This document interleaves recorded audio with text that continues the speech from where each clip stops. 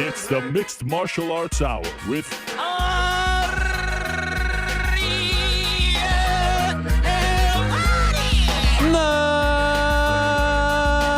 Mixed Martial Arts Hour is back in your life on this Monday, November 7th, 2022. Hello again, everyone. I sure hope you're doing well. I sure hope you had a lovely weekend. I had a fantastic weekend. It is absolutely gorgeous outside. It's like 25 degrees. I don't know what is going on. It feels like it's June in New York City. The vibes are great. Morale is high. Everyone is psyched. The eyes of the MMA world, my friends, transfixed on this incredible city. 5 days from now, UFC 281, the Ultimate Fighting Championship, back at the world's most famous arena, the Mecca, Madison Square Garden. It's always special. They have made this their yearly stop, early November, New York City. It is always very special. A lot of big things have happened in the short history of the UFC and MMA at MSG. First one, of course, back in 2016. We will never forget UFC 205, Conor McGregor becoming the double champ. And Saturday's card, pretty damn good as well. And the main event is absolutely juicy, and there's some other great fights on the card, and I can't wait. I am pumped. Again, I say the same thing that I said prior to 280, and dare I say, and it's not recency bias, I'm more hyped for this one than I am for 280 or than I was for 280 because the stakes are so high and we are being fed a lot of McDonald's these days, my friend. It's a lot of McDonald's being fed to us these days. The stakes feel big. The stakes feel massive.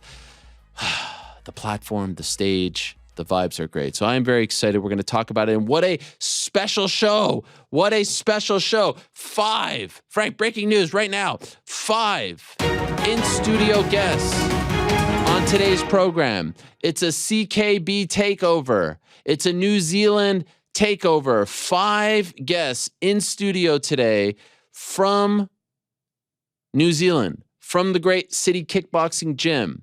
5 of them, one at a time, not all at the same time, one at a time in studio to grace us with their presence because all of them playing a major role on this Saturday's card. I am super hyped.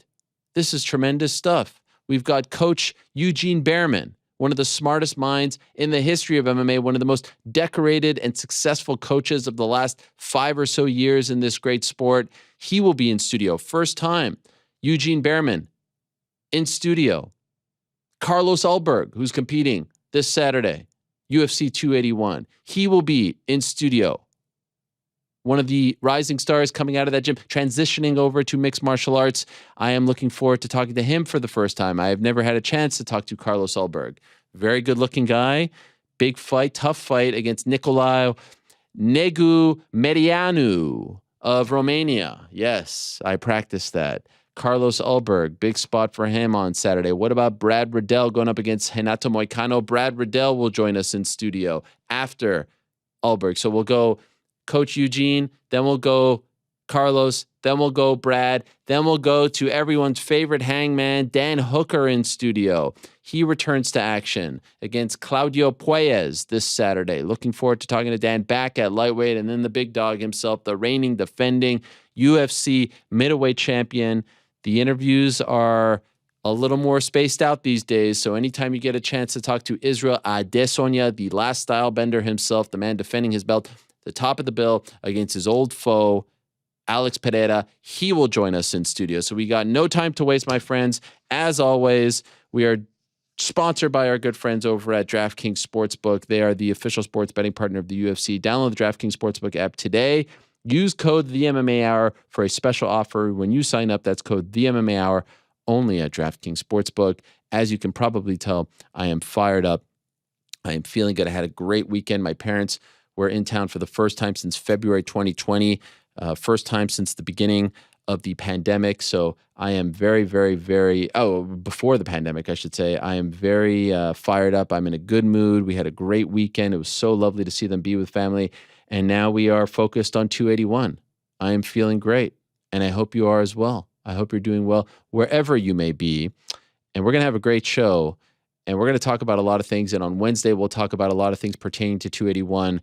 And so we don't have time to waste on, Apex fighting. Okay, we don't have time to waste. But it is our duty, it is our responsibility to put each and every card to bed. And so let's get that out of the way because if I'm being honest, that's bad vibes. We need good vibes in our life. And once again, for the Parlay Pals, it was bad vibes on Saturday. Gents, what do we make of all of this? What do we do?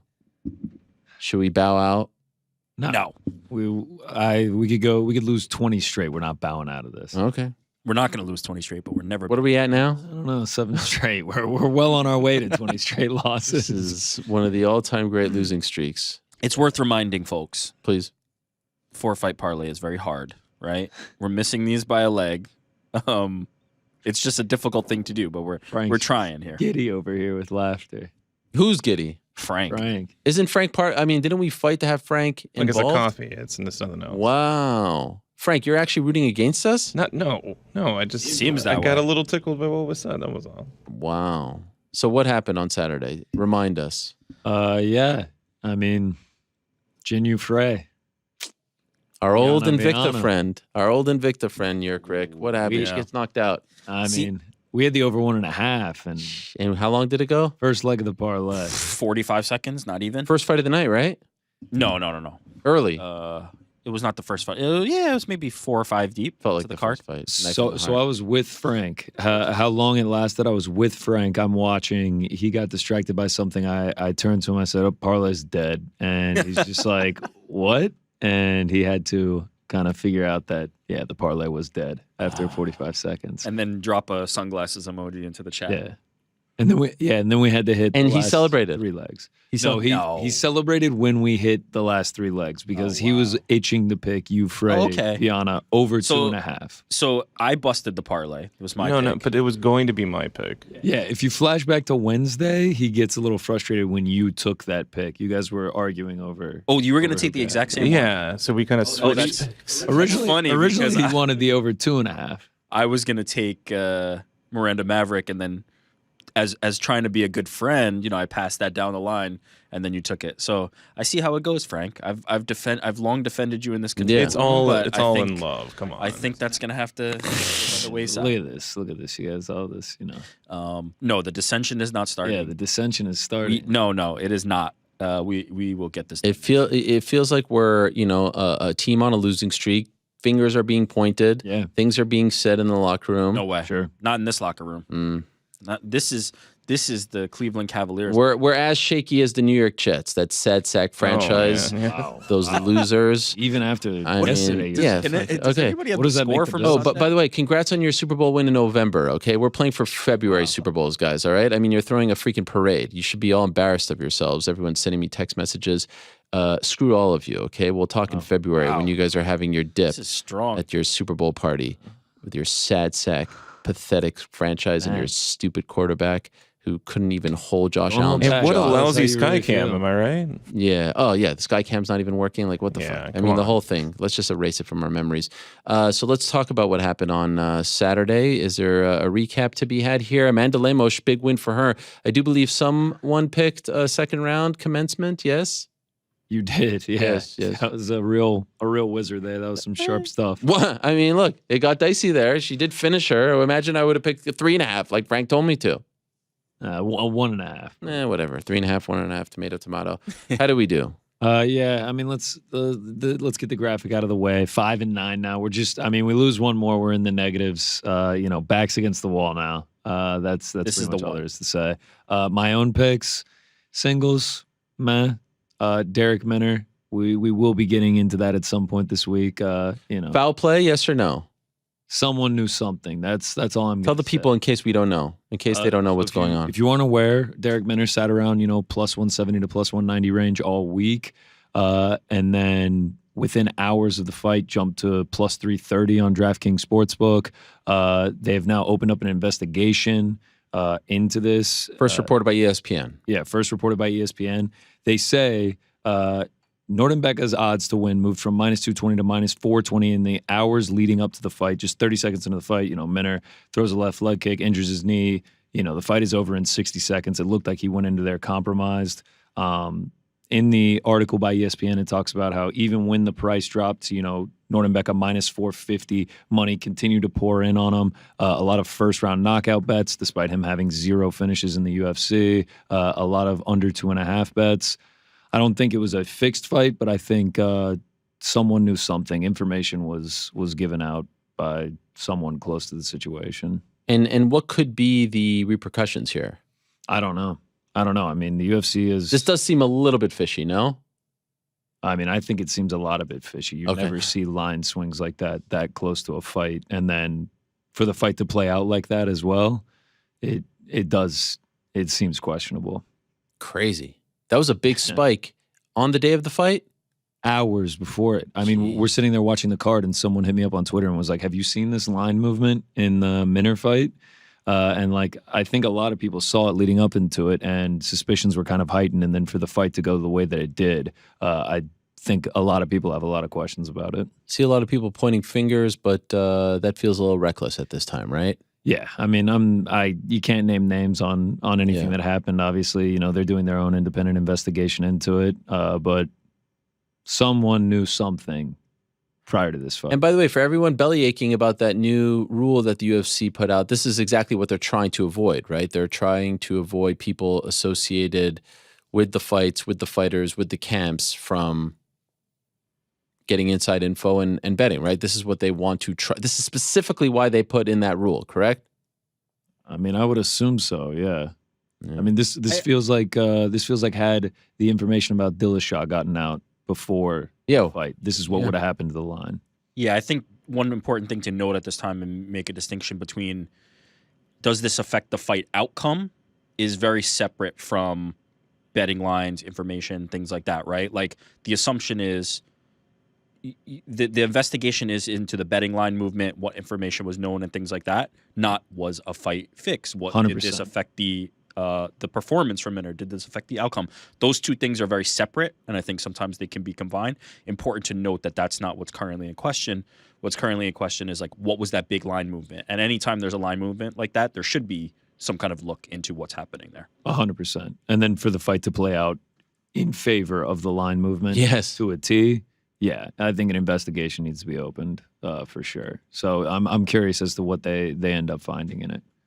But continuing to the parlays, you know, one stays alive into 281. We'll see if we're able to hit that this weekend. Overall recap, you know, MMA week. It's a green week. We're up 1 unit. Nothing too big, nothing too crazy for an Apex show. You know, no complaints. We move on to the next one. A quick shout out to the Draft King, Kenny Silva. Shout out to him. Nice little lineup here. He pockets $75 for that.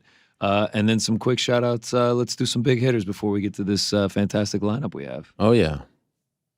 Here it is. Oh, yeah. We need the music. By the way, any big hitter profit off of this wacky fight? Because I think they should be excluded. I got a few tickets with Minner and Nordenbeck, but, you know, a win's a win in their book. I guess. First up. Yes?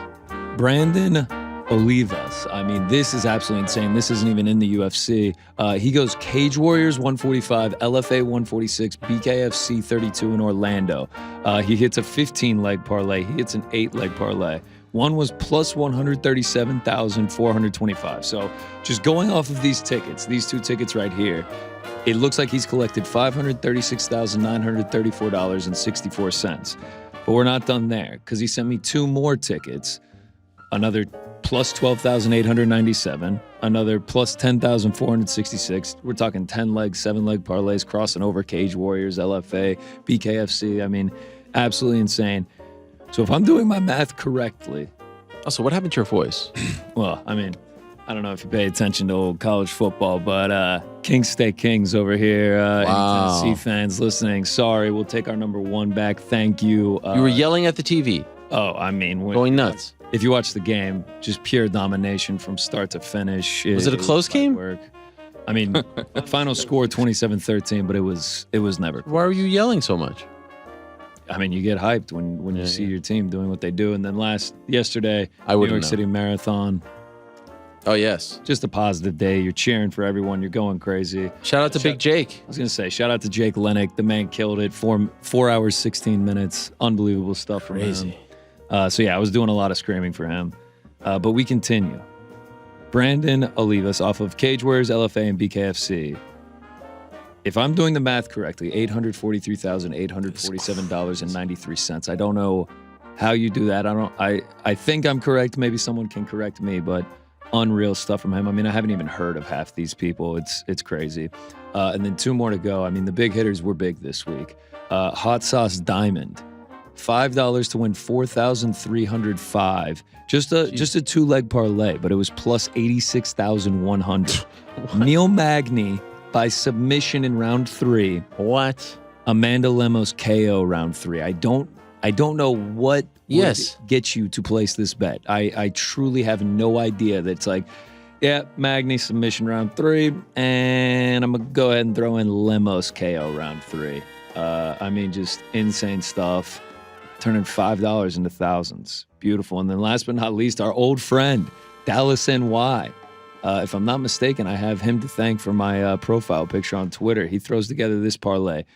Tamiris Vidal, KO, plus 1,100. Jake Hadley submission, plus 340. Pauliana Viana, KO, plus 1,200. I don't know why you would choose Viana KO when almost exclusively wins by submission, but he nailed it. He got it right.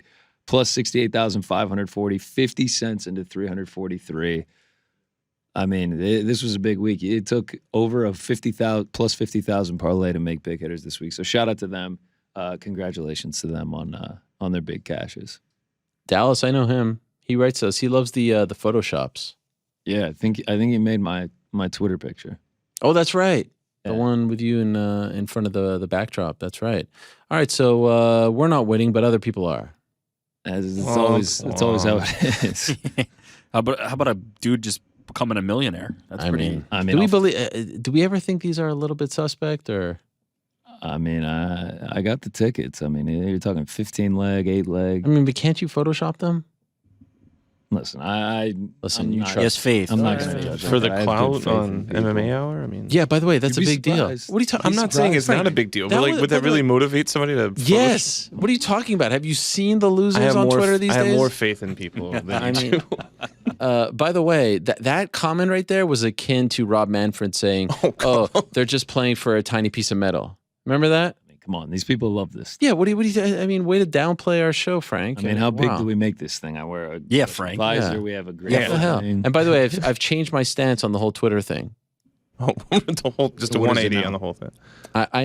I'm feeling like there could be some good here. Weed out the bad guys. Weed out the trolls. Like Kathy Griffith. Who's that? Is she out? Yeah, they just banned her account yesterday wow. I don't know. for mocking Elon Musk. She was impersonating Elon, and then he instituted a policy that anybody who's doing that. Is he just like sitting at his computer all day fixing Twitter? Sure It feels like he's seems like, no more. He's always got a tweet ready to fire. Yeah. off. Again, we are early days. There's a lot more. Is it ground true to that the cover ticks here. are going away this week? No, they revised that to after midterms. Yeah, but that's on Tuesday. Yeah, but after no. The elections? That's tomorrow. Yeah, but at some point after. Oh, I thought it was like, you mean like Wednesday. No. It's going Are to you be paying the $8? later. I don't even know what the $8 gets me. And no, I'm not paying. the check mark. Paying the $8. Did I make this joke last week? It's like being a member at UFC gym. It's like you're just exposing yourself as a loser. All right, fine. I also voted for the first time on Friday. Congratulations. Congrats man. on that. Yeah, when I went inside, I said, "Hey, I just want to let you know this is the first time in my life that I've ever voted for anything of note." And then you know what they said? Step back in line. No, you know what he said? Hey, everyone, we got a first-time voter in here. And then everyone gave me a standing ovation. See, Yeah, I that thought really that was happened. going a different direction. No. I thought that was about to be sarcastic, and everybody was going to be dead silent because he was mocking you. They loved it. Not only did they love it, they couldn't have been nicer. Like everyone was like, "Are you okay? Do you understand?" Then I get to the little booth. Never done this before. No idea what to do. Close the Am curtain, you get the I screen. checking it It off? is a Am I little doing old this? school. And then the other thing is, I was like, "Where do I vote for the governor?" And they're like, "Oh, that's not this election." I was like, "So what am I doing here?" Didn't even come prepared for Yeah. Right. Then they're asking me to Screen vote on like or no paper? a piece of paper, school board thing. I'm like, what is this? With the marker in between Yeah, the with two the Sharpie, lines? with the Sharpie. Yeah. It's pretty old school. And then I asked my wife, who did you vote for? Did you vote for the two people there? She said, no, I only voted for one of them. All right, so I guess your vote doesn't count. You didn't finish it. Also, did you color in the circle or the check? She said she checked. Vote doesn't count. Wow. All for naught. This wasn't on the citizenship. Didn't test? even read the freaking They should've- instructions. Exactly. Like, All that hullabaloo for nothing. well, thanks for putting more effort than a lot of people do. By the way, early Got the voting sticker. is pretty nice. Yeah, I got the sticker, but it's nice. You show up, no one's there. You ever done a take-home ballot? No, I told you, it's the first time in my life. Wait till you try the ballot at home. Yeah, you Just get to mail do it it. back. It's just, Those get blown up in the mail. You can't trust those. We're not going there. All right. So that's that. How do we feel? In a moment, we're going to be joined by Eugene. I feel very excited to have Eugene in studio first. Like I feel like I'm in the presence of greatness here. I mean, just an absolute brilliant. It's like Phil Jackson coming to, I'm not talking about executive for the Knicks, Phil Jackson. I'm talking Bulls and Lakers, Phil Jackson. right. The good era. Pat Riley. I mean, like one of those, brilliant minds. Honestly, I feel like I'm not worthy to be taking in the same oxygen as him. But we feel good about this weekend, guys. Do you guys want to make picks right now for the Izzy Alex fight, or is it awkward? Are there people around? Might be- You know how it is. I mean, honestly, it probably wouldn't be too awkward if I'm. Oh, I'm guessing. tipping your hand? But I mean, I don't know where GC stands, but I don't know how awkward it'll actually be. I mean, Probably not very. You know where I stand. Yeah. So, yeah. Probably not. Flying the flag. I'm surprised you didn't come up dressed up as like a guy in his full New Zealand attire. Yeah. But that Should've wouldn't be thought of very the flag professional. earlier. Yeah, thought of that. A We're little gonna keep late. it pro. Yeah. I mean, look, it's going to be great. I'm really looking forward to it. What a fun card. You've got not only the great trilogy fight. I'm calling it a trilogy. I don't know if that's really accurate, but it's the third time they fight, right? How do you guys feel about that? I would call it a trilogy All for right, sure. fine. You have the Frankie Edgar retirement fight. At the moment, Frankie an underdog. Big underdog. Yeah, well, plus 180. Is that big? That's significant. All right. Yeah. You've got the CKB boys there. You've got the return of Dominic Reyes. Yeah. Ages since we've seen him against Ryan Spann. Of course, we had Saif Saud on the show. Molly McCann looking to go 3-0. Perhaps a case for female fighter of the year. Yeah, like if win Zhang here. loses, I guess you can make a case for. No, actually, if Carla beats Zhang, Carla. you got to give it to Carla, yeah. right? Whoever wins that fight is probably in the driver's seat for it. Yeah. Everyone's favorite Polish fighter, Karolina Kowalkiewicz, is on the card. I mean, there's just a lot to like. And so let's get into it. I am so excited about all of this. I'm so excited about today's show. This feels like a very special show. And so I will take off my headset. Shall I? I think I shall. Yeah, go Yeah, for I it. think you should. Yeah, okay. All right. Here we go.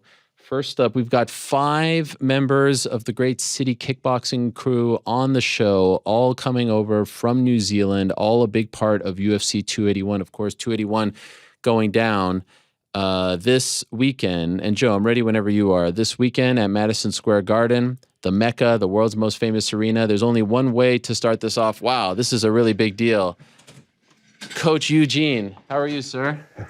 A pleasure. Here you go. I come. Wow. Bearing gifts? Official team T-shirt. Oh my God. Am I officially a member of the squad? You are officially a member This of is the squad. amazing. Thank you so much for doing this. I really appreciate it. And I was saying, I feel like I'm almost like not worthy of breathing in the same oxygen as you. You're such a brilliant mind. I have so much respect for you. Thank you for making the trek from that palatial estate that you guys are in New Jersey. Looks quite nice. We are in a place that reminds us of home, to be honest. So yeah, we're. That's the kind of house you're living in back home. We're definitely not the kind of house, but it's the kind of surroundings we're, Right, we're the living trees in. and everything Yeah. for us. Well, thank you so much for doing this. I really appreciate it. Great to have you and the whole squad here. It's a New Zealand takeover. So much that I want to talk to you about, and it's good. No bad Wi-Fi this time. I can hear you perfect. It's a problem. Wow. When you have a situation like this, and you guys tend to roll deep, where it's like at least 3 or 4 of you. In this particular case, it's 4 fighters on the card. As a coach, is that better for you, or would you prefer it just be in a perfect world? Obviously, it's hard with the travel, but in a perfect world, would it be better if it was like 1 per card? Something special gets created when you have 4 guys on a card, and I'm not sure how many teams can attest to that, but when you have 4 guys all aiming for the same date, there's definitely some magic that happens behind the scenes in the gym. It's tough. It's very tough. It's very tough dealing with 4 people and you know, and all the accompaniments that come with 4 people fighting. But I would take that any day because of that special kind of atmosphere that gets created in the gym leading up to something like this. So at that house, how many guys are staying there? Like, how many members of the team are actually there? There's got to be between 25 and 30 at least. And everyone's playing a part. Everyone has a role. It's either training partners, fighters. I mean, we have a rule when we go away that there's no one's just idly there for the sake of being there. Everybody has to have a purpose and a reason for being there. Either they're a training partner, a physio, a coach, a psychologist, or whatever. They've all got a very important role to play. And we have extended members of the team, but they're not allowed in the house. That don't necessarily have anything to do with like the camp. Okay. They stay outside. So that's that's soldiers only in the house staying with us, and that's how we like to keep it. At any point, do you allow yourself to look around and say, like, look what we built? Look at us, this small gym from New Zealand, Madison Square Garden. Look at this army that is here. We're the top of the bill. We're the middle of the bill. Like, we're everywhere. Are you allowing yourself to smell the flowers at all here? Because this is truly remarkable, the run that you guys are on.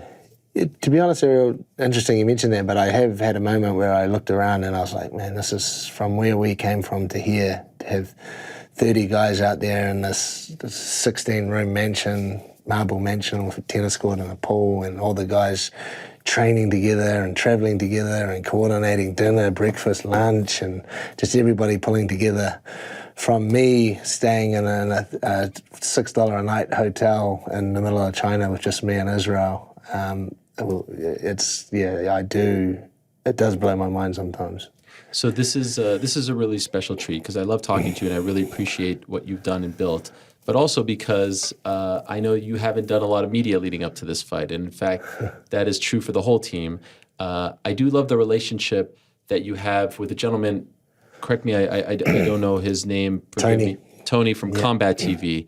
And I love this because clearly this is an older gentleman who has been around the team for a long time, but you are very gracious with your time with him and you allow everyone to speak to him, but he's a local guy, right? So you have it just goes to show you haven't forgotten your roots. You haven't forgotten about the guys who were covering you when you were sleeping in a $6 a night, hotel.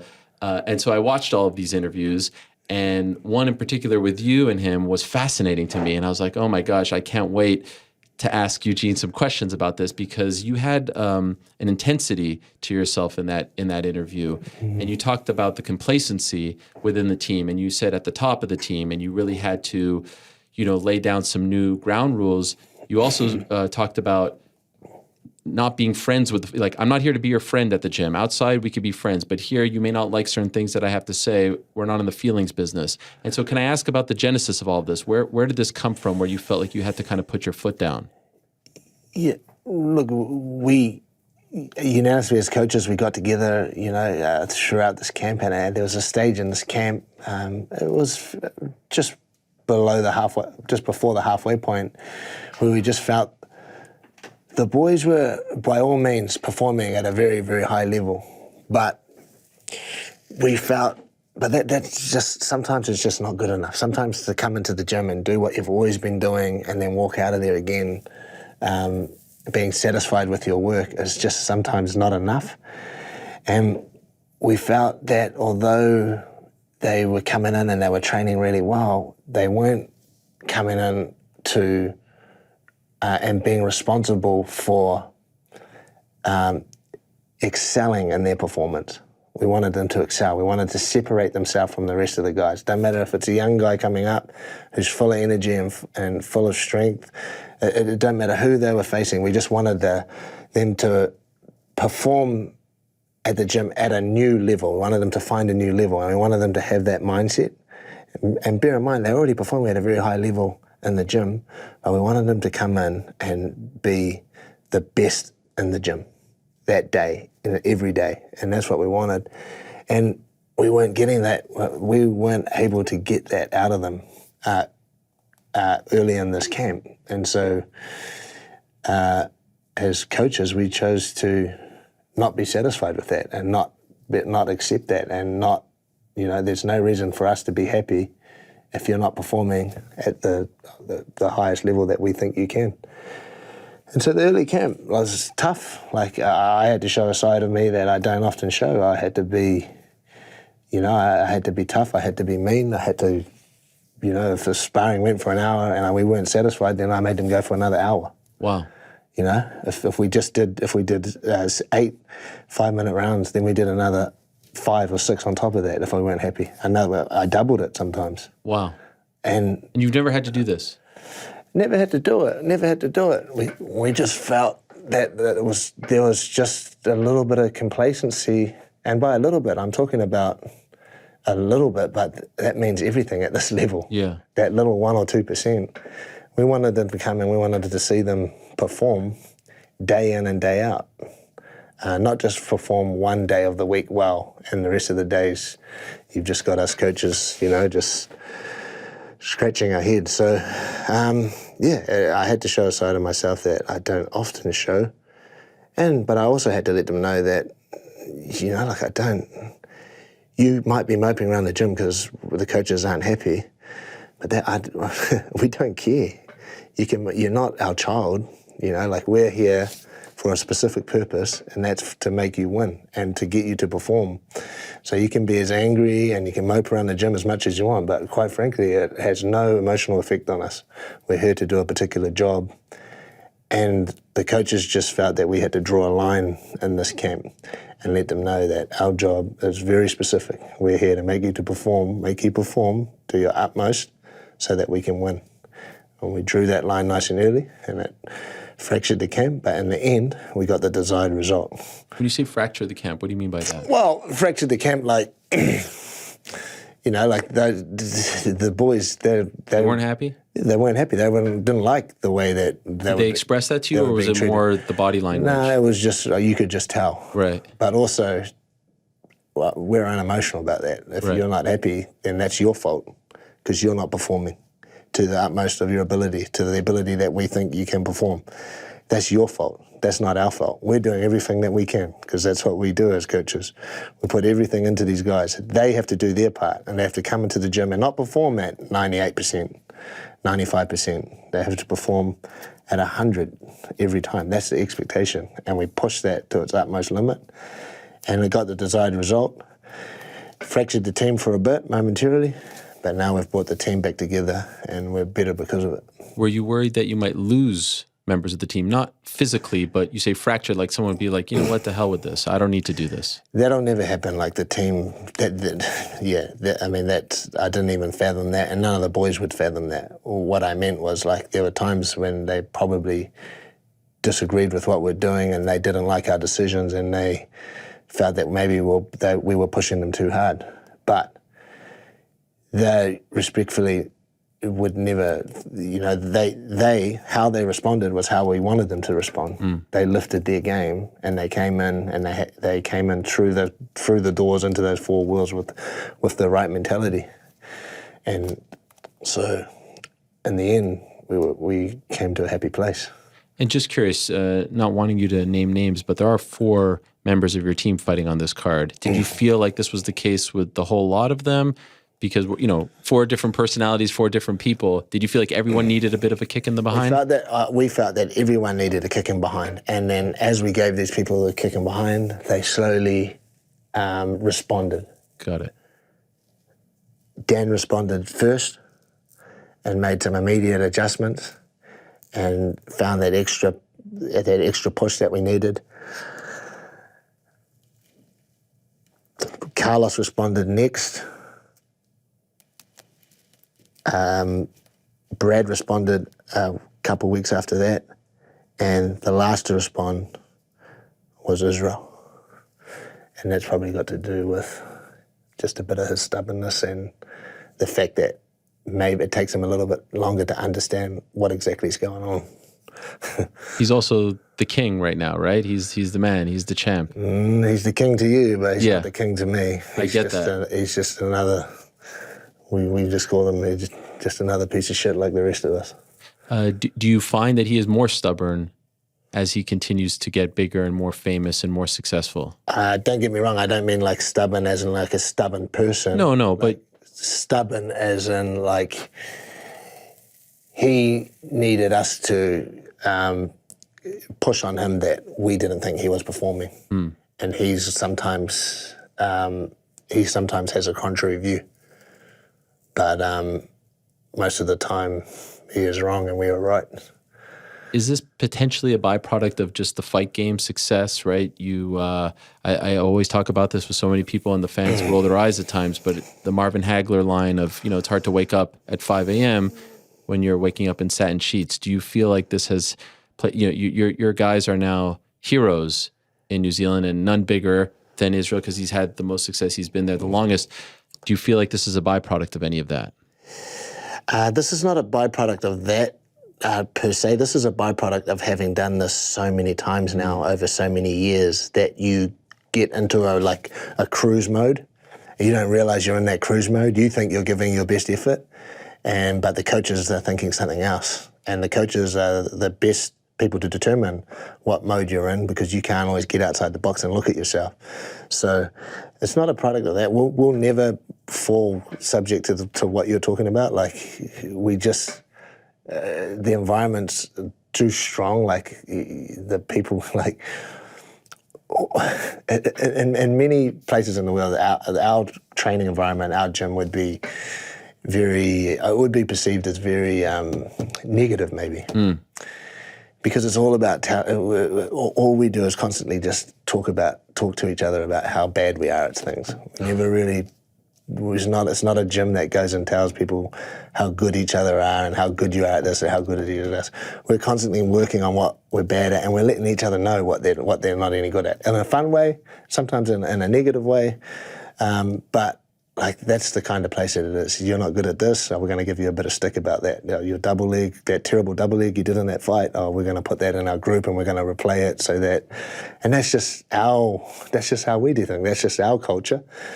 And what it means is that when we do big up you, when we do congratulate you, when we do have something positive to say, it has massive, massive meaning to it. And that's just how we do things. It's not how everybody else does things, but everybody in our gym's a piece of shit and they're not good at anything as far as we're concerned. And that's just how we operate. Obviously well documented that you guys had to deal with a lot during the pandemic because of the restrictions. Those restrictions are no more, right? It's back to normal life? Normal. Do you think that it had a positive impact on the team because you guys really had to come together a lot more than some of the teams here in the United States, sleeping together for weeks at the gym, all that stuff? Do you feel like you guys actually grew closer as a result of all of this? We grew closer as a team for sure because there was a bit of adversity that we had to go through and we had to think outside the box a lot. But the boys' careers definitely suffered over those 2 years. You think so? Oh, 100%. The growth was stunted? 100%. Really? Wow. Yeah, 100%. They would have only fought 50% of the time that they would have fought if there was no COVID. Right. We were taking fights in the worst possible circumstances that you could possibly get. There was fights where Dan was taking and he could only train in his garage with the people he lived with. Right. For some of the best fighters in the world. There was a fight he took against Makachev where we couldn't get any coaches there. He had to stay in America and just put together some random training camp. And then he had to fly over with some people that have never cornered a fight, let alone a UFC fight at that level. I reckon it stunted our development about 50%. So we were working at 50% capacity. So there was no one happier to see the end of that COVID and all the restrictions than City Kickboxing, that's for sure. What did you make of the criticism Israel received after the Cannonier fight?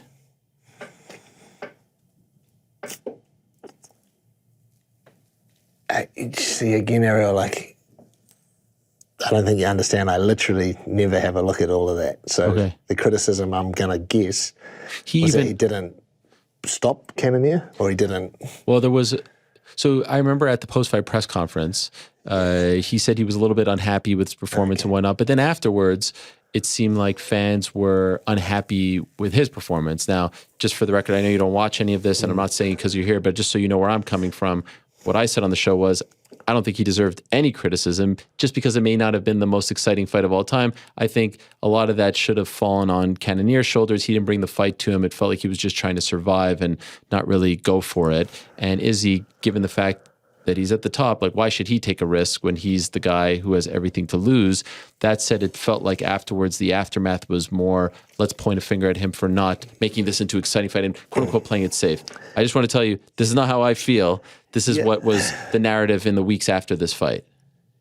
Yeah, well, look, nothing to do with that, like nothing to do with other people's expectations, because that matters zero to me and zero to the team, and probably matters a little bit to Israel more than it should, but to the team and myself and the coaches, it doesn't matter.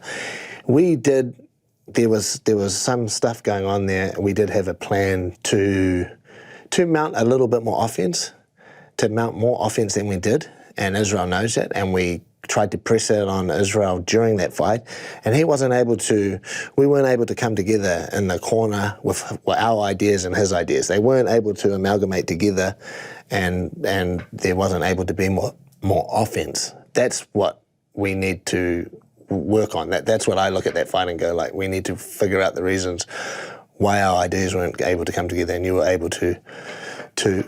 able to press on with more offense. But that's got nothing to do with what other people think and stuff. Right. And I think he was, at the end of it, disappointed in that he couldn't translate what we were asking him to do and what we had planned to do into the cage that night. That's the only, but we managed to still get what we needed across in terms of enough to win that fight. And when I look back at that fight, I think it was still a masterful fight. What I was surprised of in the fight, and I'm not sure if I've gone on record in saying this, is that, and again, it's easy to sit in my chair and say this, but I thought Cannonier would definitely put himself at risk more. He became very, very conservative.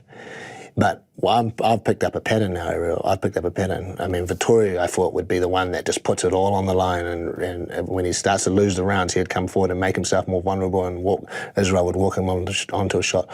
Paulo Costa, I thought, would do that as well. Cannonier, I thought, would do this as well. And it's easy for me to say that, but it's a lot harder to be in the cage and be on the receiving end of Israel's range and be like, oh yeah, I'm just going to start moving forward. It's obviously a lot harder to do than I give people credit for doing. Do you think Alex will be that guy?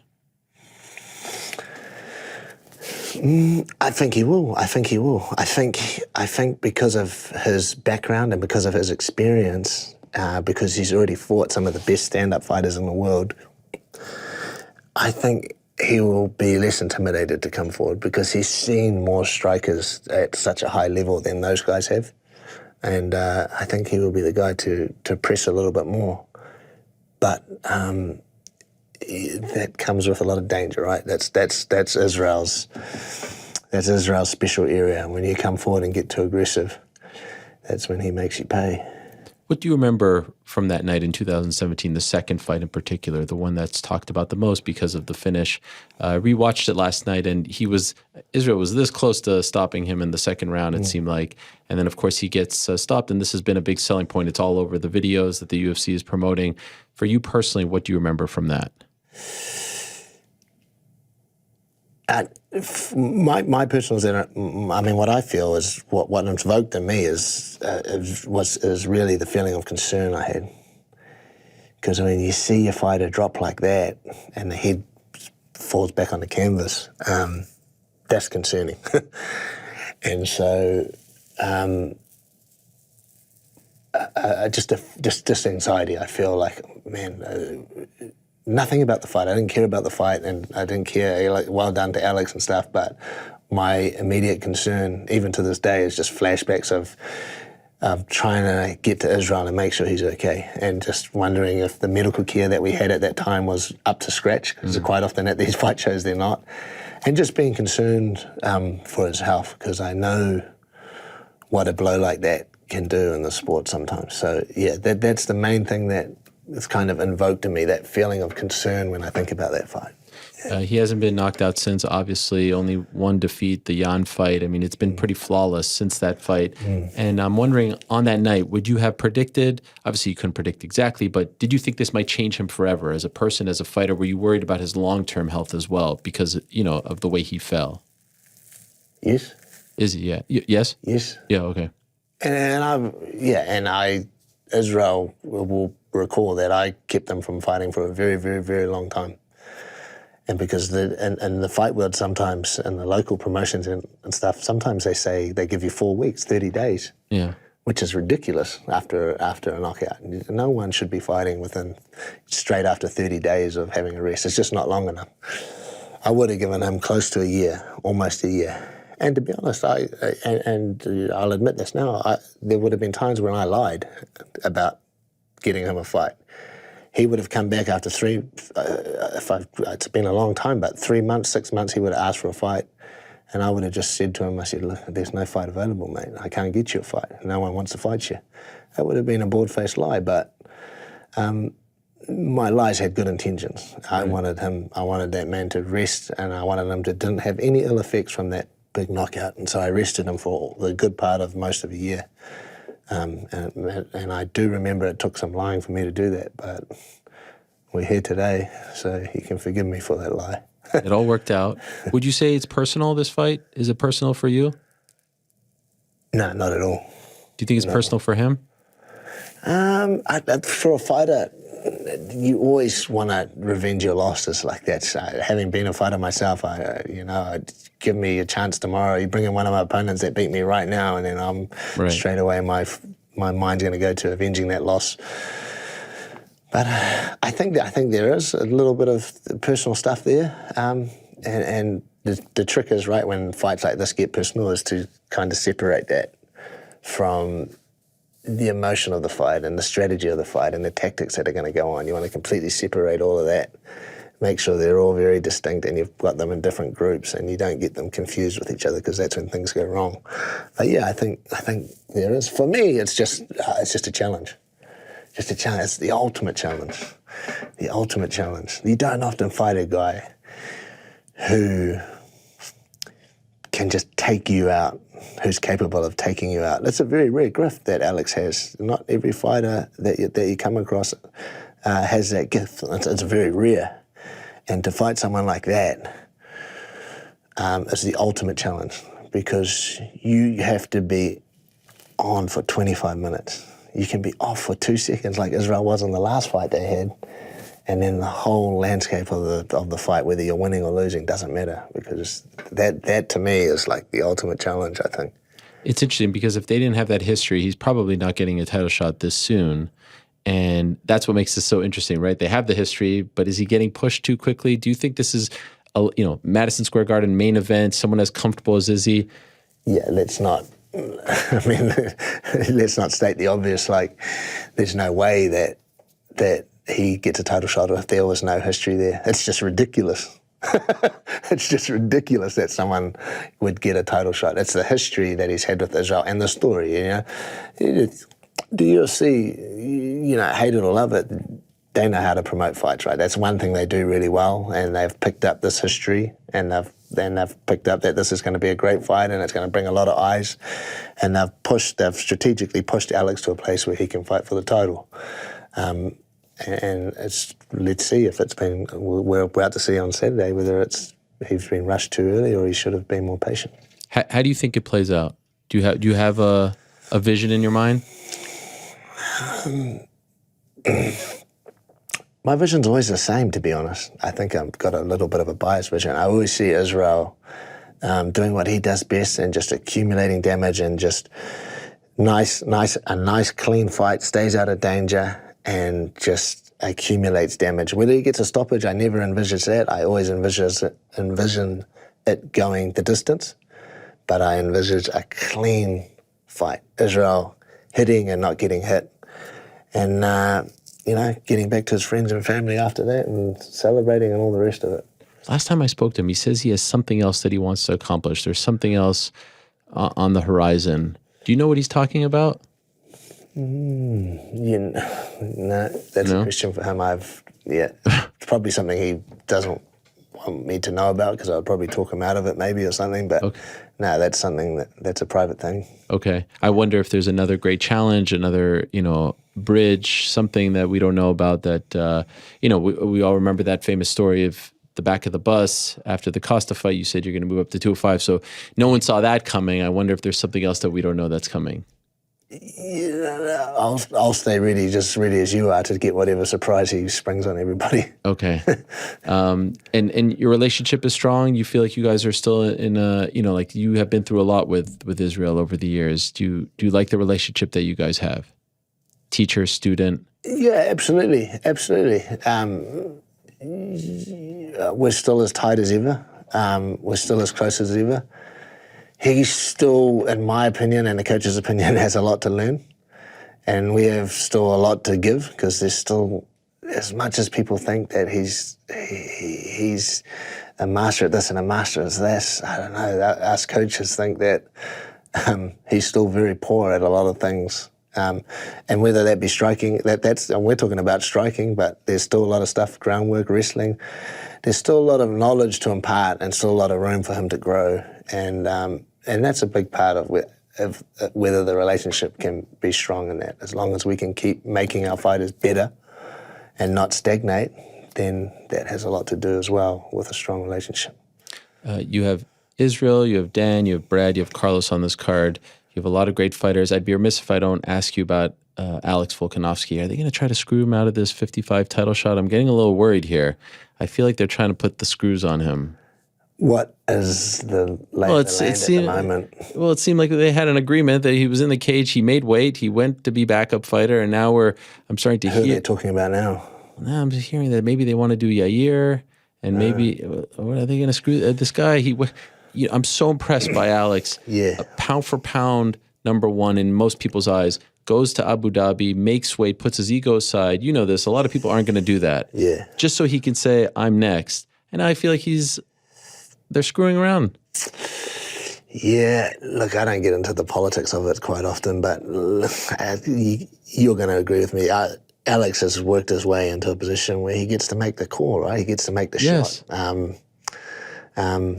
Islam's not the person that makes the call on this fight. Like, Alex is that makes the call. Alex has multiple time defended as champion, beat Max Holloway 3 times. You name it, Alex has done. So Alex has put himself in a position to be the shot caller. So I don't see how you can take that away. He's just done too much, achieved too much, and put himself in the right position, in my opinion. And you're in favor of this, right? I know obviously he works with Joe as well, but I'm wondering just your personal opinion, him moving up to 55 to take this risk, if you will, to take on this challenge. Look, I'm going to be honest. I wasn't in favor of it. I mean, I gave my opinion. I felt there was still some guys that needed to be cleaned out in the division. But like I said, my opinion is just one opinion amongst a team of 3 or 4 coaches, and if the other 3 or 4 coaches, and most importantly, Alex wants to go up and achieve greatness, have an attempt at greatness, have an attempt at something that only very few people have ever done, then I will back him 100%. I wasn't necessarily in agreement. I felt like the 155 could come later, but that was just my opinion. I think Alex has got his heart and mind set on the 155. So, I mean, that's the direction we're all going to head together. Does it have anything to do with Islam as the guy, or just the challenge of moving up in general and what that could do to one's career? No, it's got nothing it's got nothing to do with the guy. It's just more got to do with where he's at in his career, and I just thought there was just more guys to clean out. Where I thought Israel, perhaps there was no clear person that he could have gone to. I felt like that was a better time to go to 205. I think maybe there's some clearer contenders that Alex can maybe have a couple more fights with before he goes to 155. But at the end of the day, that was just my opinion. Sure. And it wasn't the predominant opinion of the team. And so I think he's got his heart and mind set on 155, no matter who it was. I mean, that was decided before we even knew it was Islam. We're going to bring Carlos in a moment, but I'm just curious, the necklace that you're wearing, what is that? Yeah, this is a green stone. This is like a native stone in New Zealand. Wow. It's worn by the Maori people. It can only be gifted, so you can't buy it for yourself. It has to be gifted by someone. And it just means a whole lot of things. Who gifted it to you? My partner, actually. Okay. She gifted this to me. Wow. She brought this to me. So, yeah, it just Is has it a for lot good of luck or? It's for many different things. Okay. Good luck, protection. it shows that you have a lot of, you're held in high esteem by other people. It has a whole lot of different meanings. Wow. Well, I hold you in high esteem. I hold you in high esteem. I have nothing to gift you other than being on this show. It's a real honor that you guys would come in. It's a real honor to have you. By the way, on Monday, you can come back and talk about the great night if you're still around, unless you're going back home. I'm getting the hell out of here. Well, thank you so much. I really appreciate it. I wish you guys the best. We're going to bring in Carlos. Thank you for the wisdom. Thank you for taking some time out of your busy day, and good luck, most importantly, on Saturday. Thank you, sir. Thank you. Pleasure. I appreciate it. And I always appreciate how honest you are. So thank you so much, Coach. There he is, the great Coach Eugene Bareman. And now we'll bring in one of his star pupils, the one and only Carlos Ulberg, who will be in action on Saturday. Hello, Carlos. How are you? Nice to meet you for the first time. Hey, man. Likewise. It's a pleasure. It's a nice little spot you got here, bro. Thank you. Have awesome. a seat. Good audience you got? Yes. Well, they're in internet They're land. They're here. Yes, I can see. they're outside on the internet. Thank you for doing this. This is great. What a spot for you. Madison Square Garden with the guys. Yeah, what have the dream. vibes been like at that house? I was talking to a coach. He's very understated, but I see your house that you guys are living in right now with the indoor pool and everything. It's massive, eh? Yeah, it's a dream. It's always been, something you grow up adoring. So it's, to be there and with the whole crew as well, it's quite nice. So we've got a big crew, and I guess it's a manifestation. What do you mean by manifestation? Oh, it's something that you look at and something you dream of, right? Especially in the past, but something you can look forward to in the near future. I'm sure throughout your fighting career, kickboxing, short MMA career, this isn't common, right? Like you've had some humble beginnings, some places that you probably stayed at that pale in comparison to a setting like this. Yeah, man, I come from the hood, bro. So coming to a mansion like this, it's nice to be in a setting like this. What do you mean by the hood? In New York too. We're in New Jersey at the moment, but to be in New York for my very first time, it's a blessing, man. First time. Never yeah. been here First as a time, wow.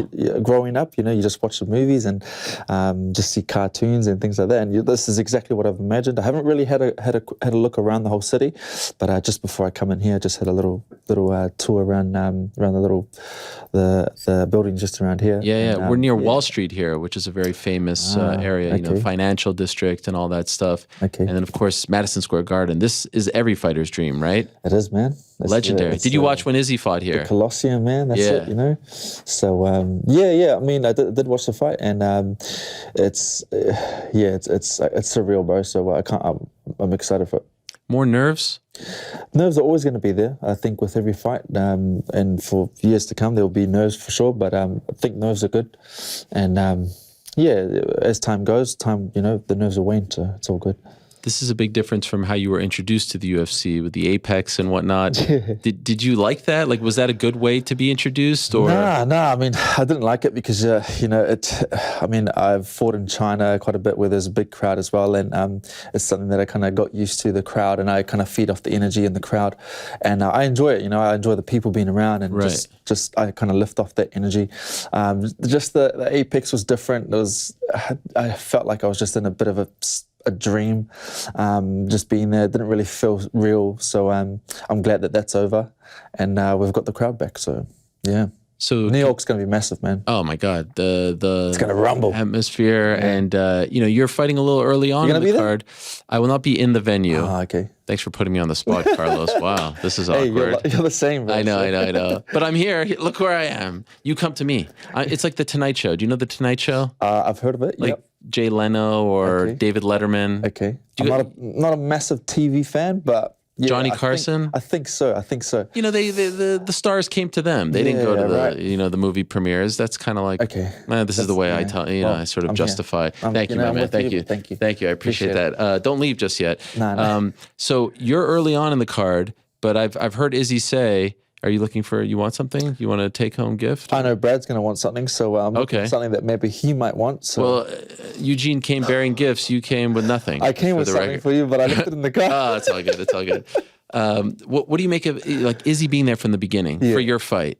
That's rare. Yeah. Some guys will watch it in the hotel, but he's like, no, I'll be there from the beginning. That means he's going to probably be there from the beginning? He said that. Well, that's it. I mean, because it's 7 hours he's going to be there. This is the culture that Eugene brings into the team.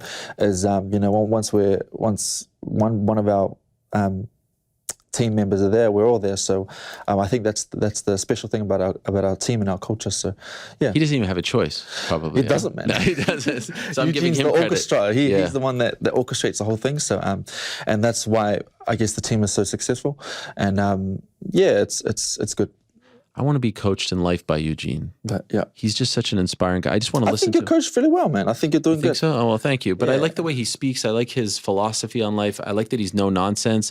He never sugarcoats. And we just spoke, I don't know if you were listening to the chat, but we talked about this moment where he had to kind of put his foot down. Yeah. He said that you guys were a little too complacent. Oh yeah. And he even gives me more than I asked for, but he said, the first one to get on board was Dan.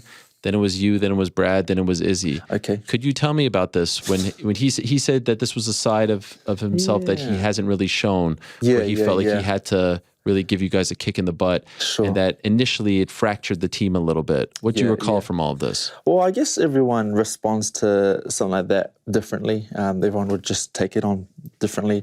I motivate myself, and just like many other guys in the team, motivate themselves anyway. But it's really good to have something like that for different people to push them at some points of the training camp.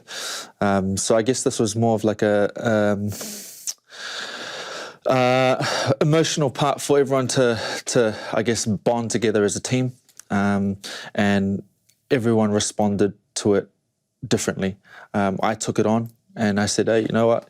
I continued my training anyway and just did my thing. And yeah, it was just Seemed intense. It was intense at the time, but I mean, if you know Eugene, he's an intense person, and that's I guess that's what you need as a coach, So yeah. Did you feel like it was warranted? Yeah. I mean, if someone told you, that you needed to put your foot down, how would you respond? So Yeah. I mean, you can take it on however you want to. I mean, you could work harder in the office, or you can learn to just, I don't know, do your own thing, whatever. But yeah, I took it on pretty well, and just continued being me and did my thing anyway. I kind of took it as it was a team thing, not anything individually. So Got it. I think it was more of for us to push together as a team. There's people out there working hard, and let's fucking do it. Let's just smash this whole thing and make sure everyone knows that we're the best. I was watching Izzy's video blog, and I think it was like your last day, one of your last days of training, and it seemed like everyone's family was there. I saw his parents there because I recognized them, but there were kids running around. Is that something that you guys do at the end of camp? Like, does everyone get to come together? Is it a celebration of sorts? What is that? I guess so. I mean, it's always really good to, especially when we're going overseas or crossing overboard. So it's something that our family members or team, the broad team of the whole gym, get to come out and watch us do our hard training. This is the hard, the training that we all don't look forward to during the week. This is the infamous spider? This is the infamous spider. Okay. And what is the spider specifically? It's a secret, but Oh, it is a secret. It's tough. I viewed it as like multiple opponents. Yeah, it is multiple opponents, Okay. but it's just a simulator for the fight. Okay. It's something we all dread, but it's 15. It's brutal. Well, it's a couple of minutes of work, but Okay. it's just the hardest. And it's gets like, our heart rate going. There's nothing tougher. I guess you don't win in that one. Okay. You don't win. So you're gonna have those moments in the fight, and I guess it's a simulator for that. And are you wearing headgear for that, or is it just? I think you can option. No, we don't have headgear. Okay, but, so this is like full on we're getting smashed, man. with We're multiple getting opponents. fucked up. Yeah. Holy shit! And families watching this? Families watching, Oh, man, gosh. watching us get killed in there. So I guess that's what it is that they come in, they watch us, and they understand the kind of training that we're going through, and understanding that we're ready for this to go aboard and fight the best in the world. So yeah. By the way, so I was doing a little bit of research on you, first time speaking to you. How come the first thing when I type in Google, I type in your name, you know what the first thing that comes up is as a like a recommended search? What is it? It's wife. Wife. Why? Carlos Ulberg wife. Why is everyone looking up to see if you're married or No not? idea. Maybe they're just curious. Hey. It's the Bloody number one nosy thing, not bastards. record, not knockout, it's wife. That's the What's first going one. on? Everyone's, Are you married? I'm not married. No, I'm not. So people are probably happy about that. I have a beautiful family, but I'm not married. But Okay. yeah. So you're spoken for. Yeah, for sure. You are you taken. know. You're off the market. I look after my life. I make sure my life is my life outside of my fighting. Everyone's so curious about Everyone's curious. Yeah. You know, they just keep the business to themselves. You're no more ladies' man. Ladies' night. Ladies' night. Ladies' night. You're Ladies' now night. the Black Jag. Jag. Why did we change the nickname? It was always there. It was always there. It's always Okay. been there. I mean, I think like most fighters, you just have many different names that have been given to them, whatever. But my one has just been this because Tekken King. And he has a similar life story. King, from Tekken, the one. No, I have no idea So what he's you're the talking about. Is that a Jaguar. video game? It is the Tekken, the Street Fighter game. Ah, yes. Street game, sorry. Yeah. He has a very similar story where he grew up pretty similar in my life. Okay. And I think, I really love Jaguars from years and years ago, but I guess that's it. So no more ladies' night. Ladies Night was given to me by Dan Hennessy, who's a commentator back in New Zealand. He was like, okay, you're either going to be Ladies Night. It was my very first fight ever, MMA fight. This was a professional fight. I was like, okay, what's your fight name? I said, bro, I don't have one. I'm just here. I've only got 2 weeks' notice. I was like, okay, I'm going to give you either Ladies Night or Baywatch. And I was like, holy Jesus. shit. I don't know. So I think Ladies Night better. Although I found Ladies Night to be a little bit weird because it's like you're a person, not an evening. Yeah, it was weird because I was doing Ladies Nights back in the day. You were? Oh shit, that's why. I was hosting Ladies Nights. Did he know that? No, I don't think. I'm not sure. I don't. What think are the he did, but I chances? think maybe he was. What do you mean by talking to some hosting? guys. I was hosting parties, Ladies Nights. But does that mean you're not partaking? You're just the host? I was just was hosting, making sure everyone, the ladies are there. Wow, what a gig! What a gig, right? Was it a good gig? Party every Thursday, Friday, Saturday. A lot of money? Probably more than early days fighting, right? Well, yeah, exactly. Yeah, I was young. I was curious. I was ambitious. So Wow, good for you. I was How long having a did you good do time. that for? I was partying about 3 years. 3 years. And why did you stop? Because I wanted to pursue fighting. Okay. I was playing rugby at the time. I kind of was just going out every weekend. Didn't think it was very healthy for me. I was traveling around to New Zealand, Australia, quite a bit of the islands around New Zealand. But I figured it wasn't healthy for me. I thought, let's have a challenge in life. Started winning fights and thought, okay, let's just take this seriously and let's continue this pathway into something greater. Did Coach Eugene tell you to stop? Well, no, I started off with another coach who was also a coach of Eugene as well. Lolo Hemuli, who was another coach of many guys in New Zealand. And it was kind of my own thought where I thought, okay, I needed a challenge in life, and I can't see myself partying every Thursday, Drinking Friday, and Saturday. everything, probably. Which it was nice at the time. I bet. And what are these, like bachelorette parties and stuff? Do you guys have that? No. I mean, I didn't stand for that. It was more of just do you mean you people would didn't pay stand me for to. Well, I didn't want to stoop down that low. Oh, that's low? No, I just Oh. thought, I mean, I'd rather just get paid to show up and Do you come with like an army of guys or what? Like what are you hosting exactly? What's going on? It's ladies' nights. It's just At a house or does it matter? Clubs. Club wow. Events. So they just put me on posters and say, so you were like a big deal. This was like Carlos is in town. Well, you were like on the marquee. I used to do TV shows a while ago, and then that blew up in the scene that I was in, and then from there, kind of just filtered from there. Amazing, but never on The Bachelor. Never on The Bachelor because talk. at that time, I had a partner, and then I thought, okay, maybe I won't do that. Yeah. So I didn't think that was a good idea. But then they also gave me the opportunity to do it again as I was single at the time. And I thought, okay, now I'd rather do my career because this would mean I'd have to take off 2 months of training to do shooting and stuff like that. So do you regret that? No way. No way. I'm here, man. I'm talking to you. Look at me, man. I know, but just look The Bachelor. at me. Look at you. You're right. Madison Square Garden. All right, fine. What do you talk? You said your background, like Tekken. Like you said you came from the hood. Came from the hood. Like how humble were these beginnings? I mean, nothing like the hood over here, but I mean, this is the hood from where I am from, New Zealand. Yeah. The hood in New Zealand. It's I guess I was a troubled child. You get into trouble. I got into a lot of trouble. Fights and never stuff? started trouble, but I'd always finish the trouble. I was the pretty boy that would always never back down on a fight. So People pick on you? got picked on a lot. Really? Always backed up the person that got picked on as well. Nice. Never loved bullies. I hated bullies. Yeah. So I was always the person to save the bully. I was basically the superhero, Respect. which is what we are now. Yeah, man, you know what I mean? yeah. But I've growing up in the hood like that, it was tough. But I guess that's what molded me into the person that I'm now. And grateful. And why did you for want to become a fighter? the challenge, man? The challenge. I mean, rugby league. I mean, I grew up fighting on the street a lot, as I told you, and people knew about it. People knew that I was a street fighter. People knew that I could take a punch, give a punch, and the challenge was I was either playing rugby or I was fighting. Rugby was nice. It was good. It was very practical, and I decided, okay, I'm either going to do this or I'm going to fight. I started getting my hand raised a few more times, and I enjoyed it, man. Every time I'd go out to parties or to these events, people knew that I was a fighter, so they wouldn't pick on me. And that was one of the motivators for me as well, was every time I'd go out, I'd end up in a fight because I was the pretty boy. I'd be like, I'm pick on this guy, you know, Yeah. you know, a bit of jealousy or whatever.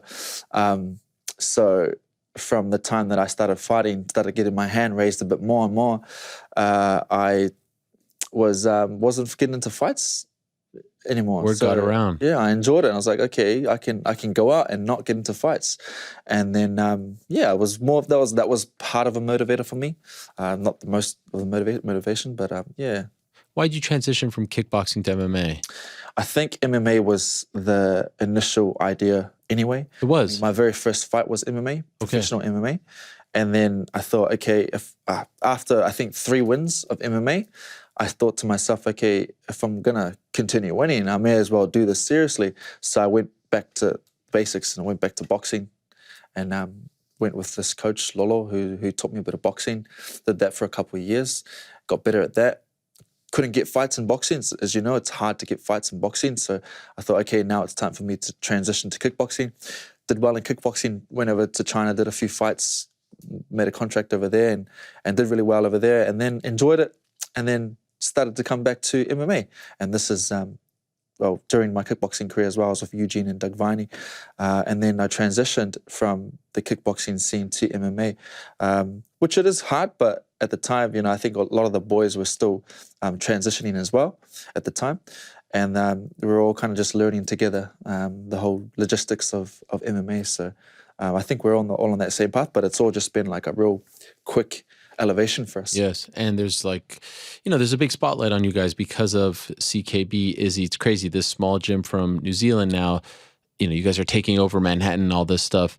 Because you're the one to kick it off, is there a level of pressure that comes? You want to start the night on the right foot. Do you think me? about Oh, okay. I mean, look, man, I get to be the curtain raiser, the opener for the show. So I get to get it over and done with, and then come back and watch the boys fight and do their thing. And we're going over there, or we're coming here to complete the mission and get those 4 wins. So once I get my fight done, the mission's not complete until all 4 of us have done. So I go get my fight done, do what I need to do, and then the boys will get theirs done, and then we all celebrate together.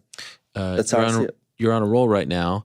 Contender Series went well. The first fight in the UFC did not. It went well. Okay. It taught me a lot. Okay, so that was the question. What did you learn from that? I learned a lot. I think, because I've been so used to knocking people out, getting the finish pretty easily, and then it taught me how to be more patient. It taught me that I am not invincible. It taught me that there's so much more behind the scenes that it taught me. So I started to learn a bit more, study a bit more, learn a bit more about the MMA, watch more fights, understand a bit more. So I think it was more of a blessing than anything else. So you say that now with time between you and the fight, sitting here. Initially, though, how did you handle the loss? Initially, I think it didn't take me too long to I guess accept it, accept the loss. It didn't take me too long at all. This was during the COVID as well, and we had 2 weeks inside the Oh, geez. inside in the hotel Oh, my in gosh. MIQ. So I had 2 weeks. You had to sit there. Well, 2 weeks to reflect. Yeah. 2 weeks to That's a reflect long time, on no? what was more important, Right. the loss or life or this Right. and that. I had a lot of time to myself, so I think that was I really did enjoy those times of the MIQ. Those. Were you by times. yourself? Well, no, there was we had the whole team. We had Okay. quite a bit of the team with us as well at the time. Who did we have at the time? This was with myself, Izzy. We had Kai as well. And yeah, I had Andre, who was my room partner. So we had to share the rooms, and it was nice. It was nice to have Andre with me. It was quite good. Gave me a lot of boost throughout the time of the loss. But yeah, I took it on really well. I think it gave me a lot. I think on that very first week, I was like, okay, I took that loss, then I picked myself up really quickly, and I said, let's move on. Let's start to watch more. Let's start to learn a bit more, because I'm still in this. You know what I mean? It's not over till it's over. So yeah. How would you describe, the big fight for Izzy here? He's kind of, I guess, the face of the team as far as the fighters are concerned. Eugene, obviously, the leader. How would you describe, the aura, the vibe right now around him? Because there's some history here, right? Your fight, you're just fighting a guy from Romania, basically. Sure. There's no history there. He's got some serious history. How would you describe him? I think he's peaking really well and a very good time. I think he's doing awesome, and I think the fans, the UFC, are in for a big show. I think it's from what I see, it's massive. Really? He's on a very good. Yeah, he's peaking, man. He's at his very, very high at the moment. Would you say the same for everyone? Like, do you feel like together, I saw the picture of you guys together, the four of you, you all look freaking jacked and in tremendous shape. Just doing all of this together, would you say like rising tide lifts all boats? Does it feel like that sort of thing? We all feed off each other. Yeah. And, as one's peaking, we all kind of just feed off that energy. And the team too. The team, can't forget the guys that we come with. Right. We brought along a lot of the guys from New Zealand, and everyone's kind of lifting each other up. Our coaching as well, everyone's lifting each other back home as well. A lot of the guys, they have a lot of confidence in us. So I think the mission that we're set to do is close, man, and we're fucking ready. Wow. That's a promo right there, That's a Carlos. promo. I like that. Insane. No more talking. Enough. You guys didn't even do a lot of talking going into this fight, to be honest. Nah. Not a lot of media. Nah. Just keeping it in-house. Mm-hmm. Eugene put his foot down. Yep. We're not here for the Got feelings. our ass kicked a bit. Yeah, you got your ass kicked. Yeah. We don't care about your feelings. We're not your friends. Nah. Go out You. there and perform. That's it. You ain't shit. He said it. man. He said you're. He said we're not shit. Well, no, actually, he said worse. He said you guys are all just another piece of shit. Something like that. I didn't hear that part. Yeah. No, he did say that. Did he not say that, guys? He said everyone's. I said because Izzy's the man. Yeah. He's just so brutally honest. Yeah, we need to hear that, because a lot of, outside of the gym, we get praised a lot. Yeah, you know what I mean? everyone's So we fawning need to over be you. balanced. Right. I think it's good to have that balance inside the, behind the cameras, with all the camera shit gone out of the way. We do need to hear that within. It's nice. A little humbling. But how you heard about that? I don't know. How did I? He was just sitting here. Yeah, but 30 minutes ago. You would have asked the question, right? Yeah. So he wouldn't have. That's a good. You know why I heard about that? How did you hear about that, man? I'll tell you. It's very easy. I do my research. You guys did no media leading up to this fight, except you spoke to one person. Yeah. You spoke to this gentleman in New Zealand, Combat TV, and I watched all those interviews. You went that deep. Oh yeah. Big old Tony, eh? Legend. I like this guy. Yeah, he's the man. Yeah. He did my very first. You did two interviews interview. with him leading up to this fight. I watched both of them. Oh, really? Yeah. He did my very first interview for my very first fight, and then a few more leading up to to my career. So he's been there for a long time. Plus, he would have done a lot of interviews back in the days. Yeah. So he's been there. I love it. Yeah, he posted something of Izzy training 7 years ago in this small gym. So yeah, you were saying you what? I watched it and I heard Coach Eugene say you guys were getting complacent. All I was like, oh God, now So I can't you wait. Really do your research. You got a lot of time. What do bro. you think, How do bro? you find your time when you're so busy? I got Such a 3 busy kids. Man. You do, eh? Yeah. See, I know. I don't have, but you know what I do? How many kids you have? I've got 2 kids. You have 2 kids. How old? One is 12, turning 13. Oh, wow. He's going into college. He's going into high school. Yeah. And one is 4 months. 4 months. 4 months, man. Wow. Yeah, blessings. You rewound the tape, as I like to say. Like you were out of the woods and you went all the way back to diapers. That's it. God bless. Yeah. 4-month-old doing okay? Yeah, he's all doing good? awesome. All right. Sleeping, sort of? Yeah, different to my first one. My Yeah. first one was, he was easy as, man. The second one is a bit more trouble, but especially doing a camp, it's like, shit, no, got to have my own room. But yeah, he's a blessing too. And, you know. So to answer your question, when I have big opportunities like this to speak to people like you, Eugene, Dan, Brad, Izzy, I try to find the obscure stuff, the stuff that not everyone is watching. And then if I, like this morning, I went on a run, I just listen to them all. Or if I drive into the studio, I live an hour away, I just listen to it all. So I immerse myself in it. And then I feel like, I don't write any questions, but it's all just in here. Wonderful. Yeah. I can see that. Yeah, nice. Out of respect, you guys are coming in. I should, nothing drives me crazier than someone sits here and like, so tell me. Yeah, it just reads off the, Nah, this is horrible. Take note. Yeah, it's annoying, right? Because I even feel like you guys get turned off. Yes. Like, I yes, don't say you specifically, the athlete or the... It feels like more of an interrogation than anything, right? So tell me, today who wants... Yeah. You going out with a mate to have coffee, you don't bring a sheet of... This is why you're the best, man. Well, I don't think I'm reinventing the wheel. It's just like personal connection, right? I love it, yeah. So that's what we do. Lovely to meet you. I wish you the all best. this time I thought that was actually real, the whole back of the scenes, because I've watched. What do you mean? It is real, Carlos. Yeah. What are you talking about? What am I talking about? No, I'm talking about the lights and stuff. Well, the this dead is nice, giveaway. man. I like appreciate what it. you've got here. Yeah, if you have anything that you want us to put in here, Or take out.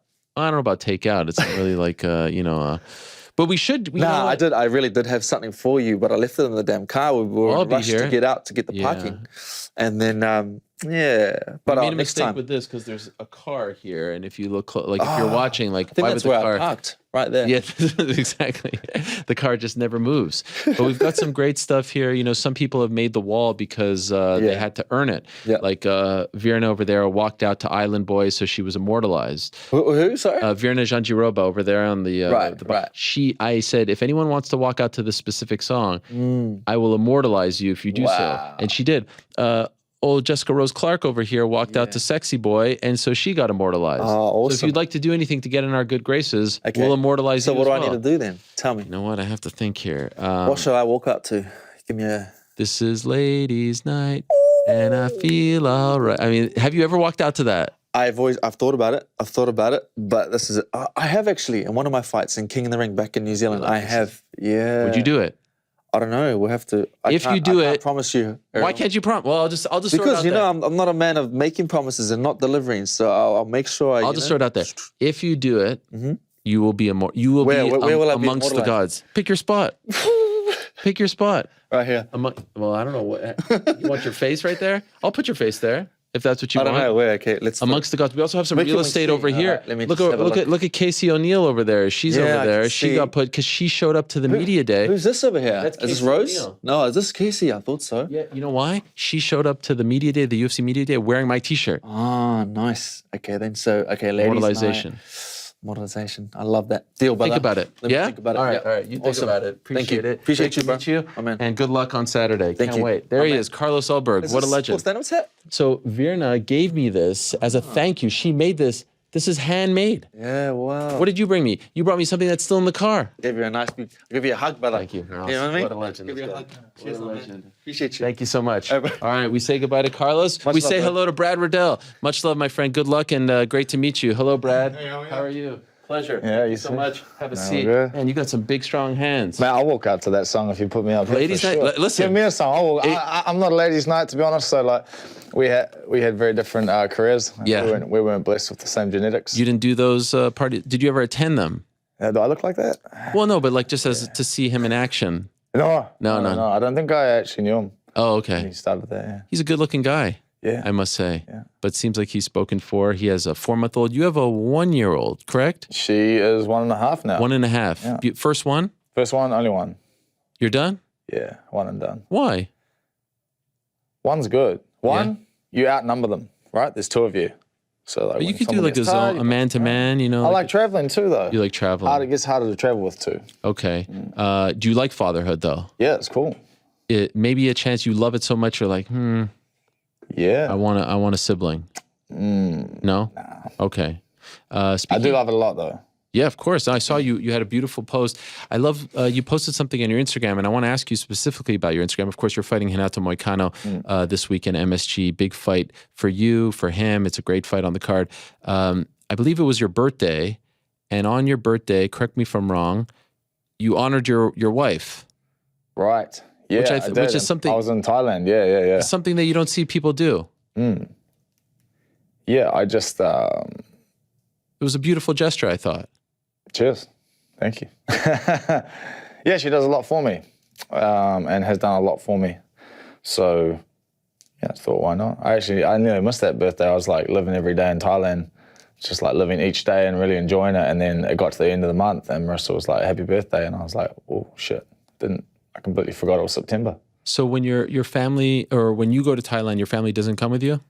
Yeah, I took them. Yeah. Oh, okay. I took my wife and my daughter there. But you just kind of forgot because you were so... Yeah, I was just into it. I was into every day. I was like catching up with old friends and training at their new gym at Bang Tao, and just got lost track of time. So how do you divide it up? Because I think for like the last couple of weeks of camp, you go back to CKB, but the majority is in Thailand? No. So all my camps in the UFC and a fair few of them before the UFC have always been at City Kickboxing. And I went over to Thailand just after that last fight, just to like shake off some thoughts and see the boys' new gym. So a bunch of guys that I grew up there with, they opened a gym in an area over there. So I went to go and see it with my family. And then I was just really enjoying the training there at the beginning. And then it was like they've just opened the gym. So there wasn't like heaps of high-level people to train with quite then, but then they just rolled in towards the end of my trip. And then we had this thing happen with our flight where they were like, "Oh, your flight's been mucked up, so you can have a free date change if you want." Oh. So we were like, "Oh, well, we'll just bump it another 4 weeks." So we stayed another 4 weeks. I got some good training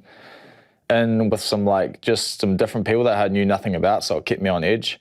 And then I just came home and finished off the camp. So how long were you actually in New Zealand for? I was there like 4 weeks of training. Okay, I think about 4 weeks of training. And I have to ask, you posted something about this vegetarian... What festival, was it? vegetarian what is festival. going on over here? We have some photos from courtesy of your Instagram. These people are putting in Phuket. Here's the video that you posted. What is going on with these people? Yeah, I'm pretty sure it's like based around a Chinese religion. Okay. If I'm not wrong, like Taoism or Taoism, sometimes D, sometimes a T. And I don't know, I'm saying this live and I don't want to be like Disrespectful. No, I don't want to be ridiculed by people that know what's going on, but I'm pretty sure back in the day, a long time ago, there was like a lot of people got sick or something and they like prayed to the gods and then they got better, but maybe they ate some bad meat or something because they stopped eating meat for a while they're doing this, and so they got better. And so they were like, so now the vegetarian festival started. And I'm not sure like where the self-harm comes from, but I've never been in the temple like that. So I've been to the festival heaps when I used to live there. And usually you stand on the street and everyone walks past with all the stuff through them already. And you're like, oh shit, but like you didn't see it happen. But we had a friend, one of the office managers from my friend's gym was doing it. She was putting the spears through her face. Jeez. So we woke up at 5 a.m. I made a vlog about it.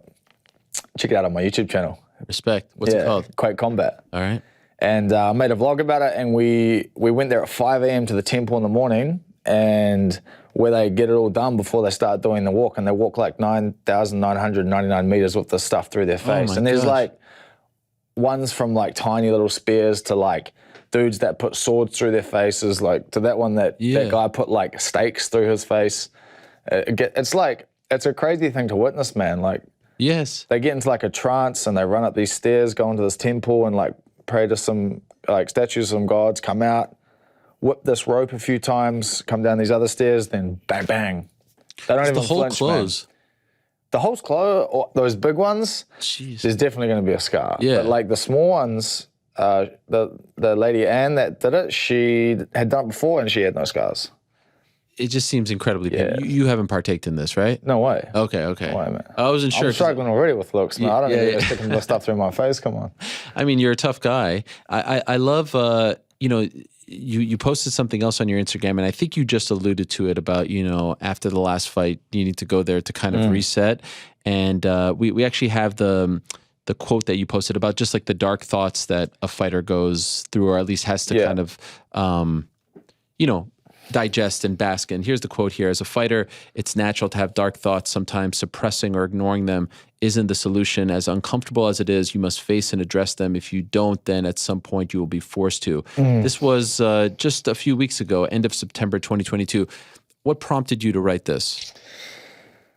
Because I haven't lost too often in my career. Right, I've had a lot of fights, and so it's not something I've had to face really regularly. So, usually when I lost, I would just, in kickboxing, you'd back up a fight quickly and bang a few together, get a few wins together, thought's gone. This was the first time in my life I've lost twice in a row and 2 stoppages.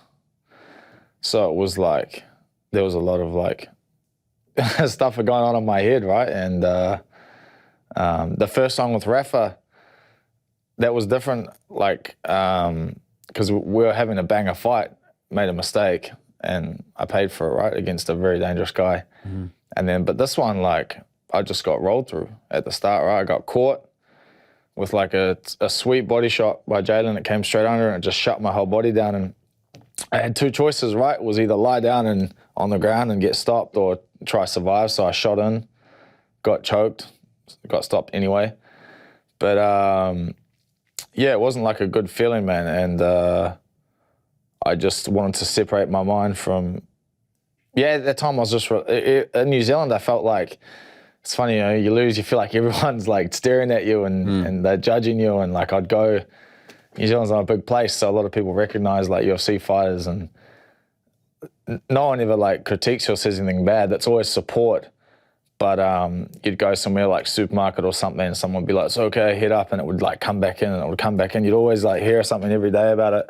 So it was sort of haunting me a little bit. So I left with my family just to go to Thailand, and my partner's half Thai, and my daughter's obviously part Thai as well. So I was just we'll just clear the slate a bit, and it worked. Did it work? It worked.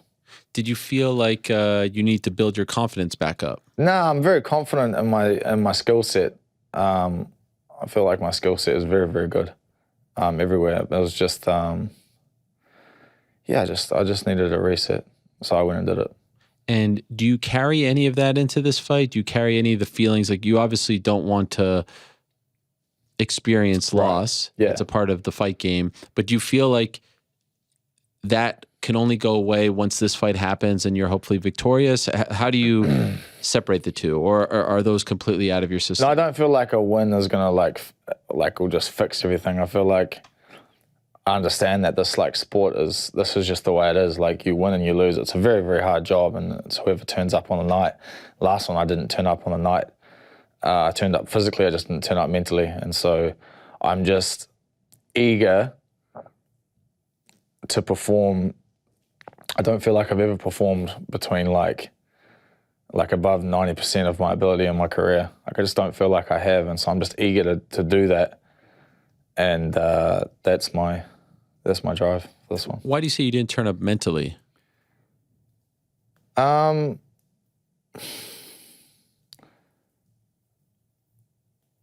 It's just, I just wasn't as hyped and as focused as I have been in the past. It was nothing to do with training and stuff like that. It was just, I just felt a little bit different. Not too sure why. Yeah. Was it the darn Apex? The what? The Apex.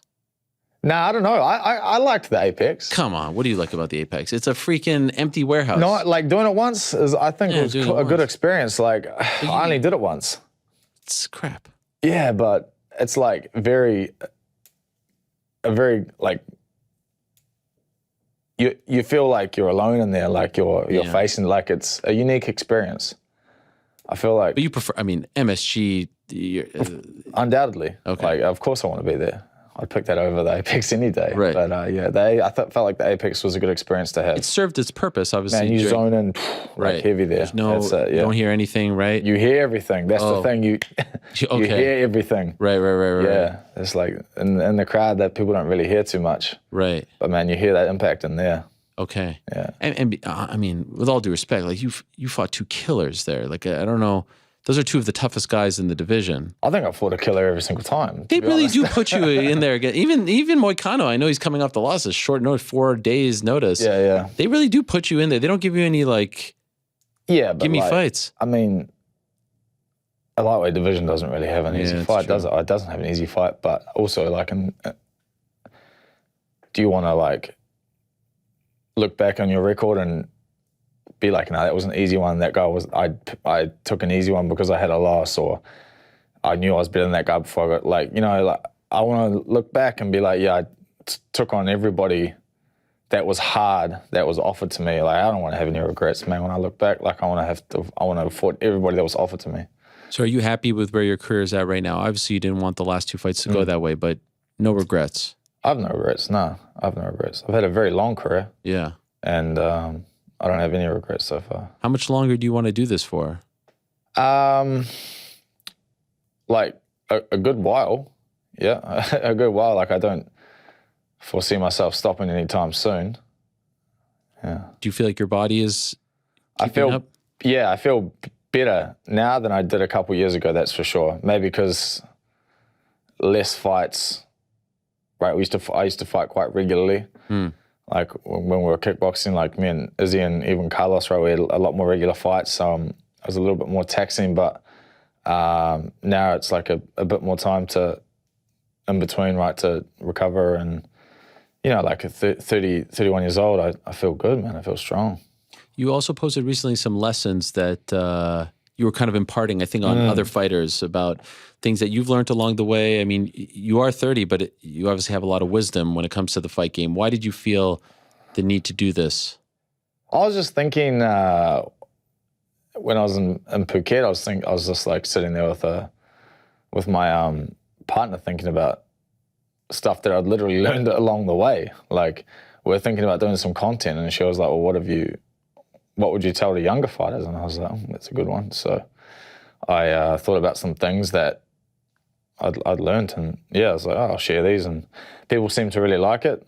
And it's like, it's always good if you can avoid a mistake, right? Like some people are like, oh, you should, it's part of learning to make the mistake. And I'm like, yeah, but if you can avoid it, then like you avoid getting set back for a bit, right? You can just keep going up, so. What do you wish someone told, you know, the 21-year-old version of you? Train everything earlier. I think that's my biggest. If I had a regret about martial arts, is I was too focused on being a purist at the start. I was like Muay Thai, like die hard. Like that was my. I didn't even like fighting kickboxing in the beginning. If they were like, it's kickboxing, I was like, oh, that's shit. It's like no elbows, no clinching. I'm like, that's not part of it. And then I ended up obviously in kickboxing a lot more. And, but now I look back, I wish I was like, I mean, that's such a narrow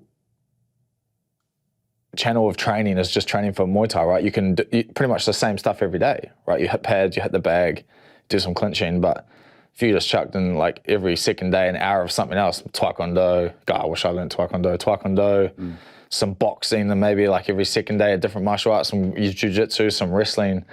I mean, that'll accumulate over the years, especially if you're starting, well, I started at 15. If I did 5 years of that, like 3 or 4 hours every week, man, that would have added up a lot. And by the time I got to 20 or 22 or 3 when I did my first MMA fight, I would have had a lot more knowledge than I did then. One thing that I thought was really interesting was you said to invest in your body, to invest in your health, as opposed to investing in material things. Yeah. Cars, phones, jewelries. Did you do that? Not too much. I've seen people do it, and it's like puzzled me a bit. I definitely bought like dumb shit that I shouldn't have bought. Like when I would have bought new shoes and I barely had the money, and I could have probably bought some better groceries that week or some shit. Like, but yeah, I was not too bad at that. But like, mind you, I didn't have a lot of money. Like if I had a lot more money, it could have been very different. Right. Maybe I'd be saying that with a lot more emphasis. But lucky I was a broke ass fighter at the start. Right. So yeah. Now that you have a child, though, do you feel like you're a lot more? Yeah, now I don't spend anything. You don't spend anything. Me and my partner like don't spend anything on ourselves really. Like most of it's for her. Like I got a mean van that I spend money on that we camp in, but that's about it. It's most of it's like aiming towards travel and things like that. Is it like one like this? Nah, it's way cooler, man. Is it a VW? Nah, to be honest, if the VW was full drive and had a turbo, I'd be all in for it. But This is my dream car. yeah, they're pretty sick. I see a couple going around New Zealand sometimes, They're legendary. and I'm like secretly jealous. But to be honest, it's not going to get me up any beach, so it's kind of useless. It's not? Nah, man, you're getting some soft sand. You're going to be stuck. You're going to be pushing. Really? So Yeah. what do you have? I got a Toyota Hiace. It's a bit jacked up, four-wheel drive. It's good. How old is it? Man, it'd be 24 years old, and I was 98. I want like a 1976 version of this. Like I want the one with the curtains. I want it yellow, orange, some weird color. Yeah. And I just want to drive around. Yeah, you guys got good roads for that. Yeah. I mean, I'm not Ours is driving a little on a more, beach. can get a little more rough, And right? you guys camp. Yeah, sleep in the van. It's good. You sleep in the van. Yeah. Wow. Is it spacious? Spacious enough. Like a one-year-old's dream. only this big, all right? This is why you only want one kid. Yeah. Can't fit multiple in the van. Yeah. I can get a tent for them. It's all right. So we were talking to Coach Eugene. I don't know if you were listening to the conversation. Yeah, but, listened to it, yeah. Incredible. I wish I had 2 hours with him. Could you tell me about this day where he drew a line in the sand and told you all that you were being complacent and that, he wasn't going to stand for it anymore? How intense was this? I mean, I felt the intensity with him just, telling me about it. I knew something was coming. Like, he'd been grumpy for a few days. I think I sort of walked into this, right? So I came back from Thailand. I'm not too sure, like, what was happening before it. I came back on a Friday or something, and I came into the sparring on Saturday. And usually we spar like 8-5s, something like that, right? But it was like, we got up to like 12. Wow. 12 rounds, and I looked up at the clock, and the clock wasn't going. And I was like, because one of the rounds I was wrestling my mate. I was like, man, this is a really long round. And then I look at the clock's not going. And then I sort of look over at him, and he's like, I've got the timer, it'll stop when I stop. I was like, oh, okay. So that was really long. And I was like, oh, maybe he's just, maybe he thinks I was being lazy in Phuket or something, seeing if I was fit. I wasn't too sure. But obviously there was like some ulterior motive with them believing that the boys needed to step up a bit more. So yeah, next day the spider circuit was harder. He was like pausing the timer and stuff. Oh, wow. In the middle of it. And then, Monday was, again, heavy sparring. And then Tuesday was the sit down. Okay. Yeah. And what was the sit down like? Oh, yeah, it was intense, man. Like, it was like, I knew something was coming, but it was like unexpected that it was like that intense. But I always feel like when I go and train, I give it like my all. Like, so yeah, I was, I didn't take it too much to heart. Like, I feel personally that I put a lot of effort into my training because I know what's on the line, and like I'm providing for people. So like when I work, I work. Did you feel like this was something that was needed for the team? Like, you guys have become such big names in your country that sometimes you can rest on that. I know you say you work hard, you're providing for people, but this is a byproduct of success, right? So did you feel like you guys all needed that kind of old school kick in the butt? I think it's required sometimes. I think we have like a very, as everyone knows, it's a very like family team oriented environment there. And there's like, there's the younger fighters that come into that and maybe can get the wrong idea about and get a bit complacent about things.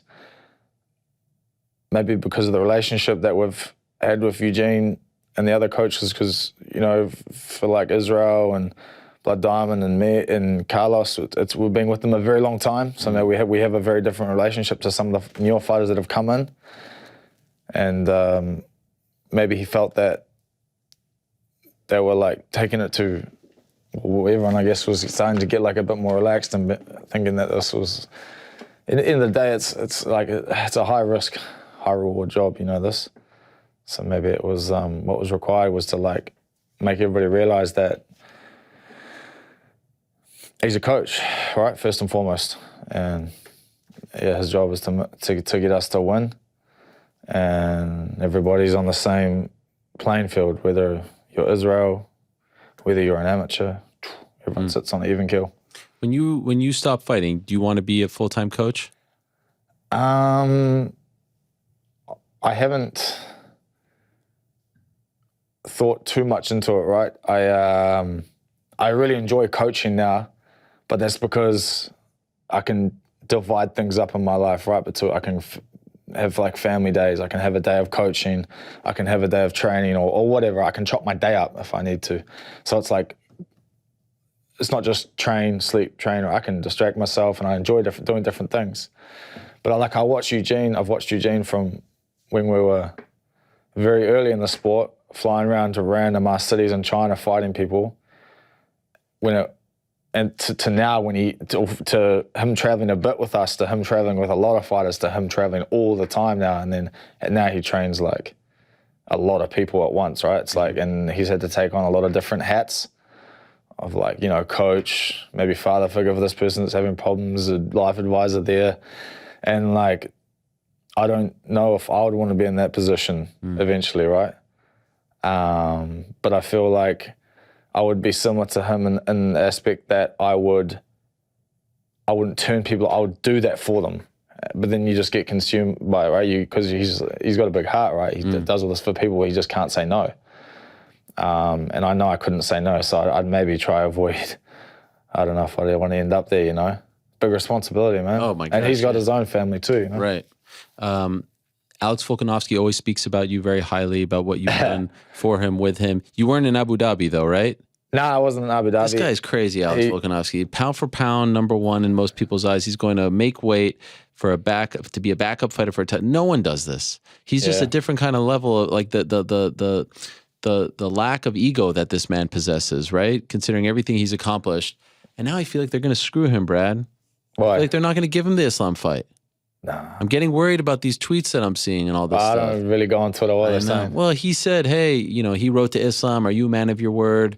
And okay. Yair wrote to him, are you a man of your word? And Islam's it's like a lot of words being, but I don't know. He's got to get the fight. He went all the way. I assume he would. Like, you think he will? I would think Islam would want to save face, right? Want to keep face and, he was in take the thing, the fight, shook right? his hand, right?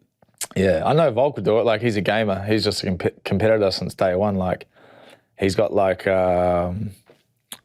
he's just a very like complete fighter, right? He's not too aggressive. He's like competitively aggressive. Yeah. He's like calculated, smart, and I think it's a very hard fight for Islam. A lot of people, you know, a lot of casuals are thinking that Islam's going to roll through him because he holds people down. But I don't know if you've ever tried holding down a really strong, short guy like that. Like, right. It's difficult, man.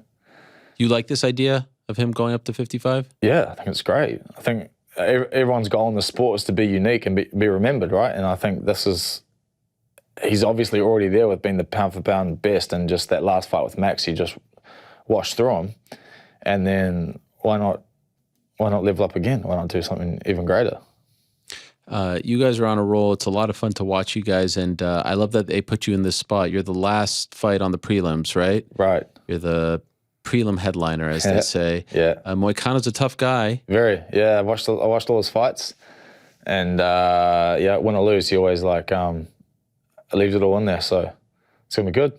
And both of you guys, you know, you want to get back on track, right? He took that big gamble. You know, tough spot for him on 4 days. I don't really think you could chalk much up to that performance, right? Nah, maybe just like the first couple rounds. Yeah. Yeah. There's always, I'm sure he's always training, right? He looked like he'd been training. But like later on in the fight, of course, it's going to come down to like fitness, right? But I just judge him by his like best performances. So it's the best thing to do is like prepare for the best of somebody, right? So yeah. And we started off talking about your Instagram. I also wanted to ask you before we said goodbye about your father. You posted something honoring your father. Yeah, he's the man. He got we had like some earthquakes in Christchurch a long time ago. Which is why your nickname is Quake, It right? is. Yep. And so my dad's like, I guess you guys call them like first responders, like emergency service. He's a fireman. He's been a fireman for, man, like over 35 years maybe. Still one. this day, wow. Yeah. This his last 4 or 5 months or something, and then he's like all done. So he's actually over here.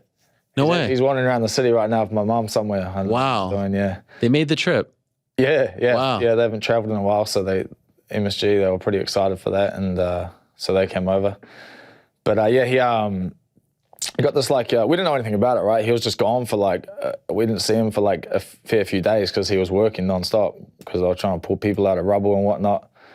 And I didn't even see that award for years.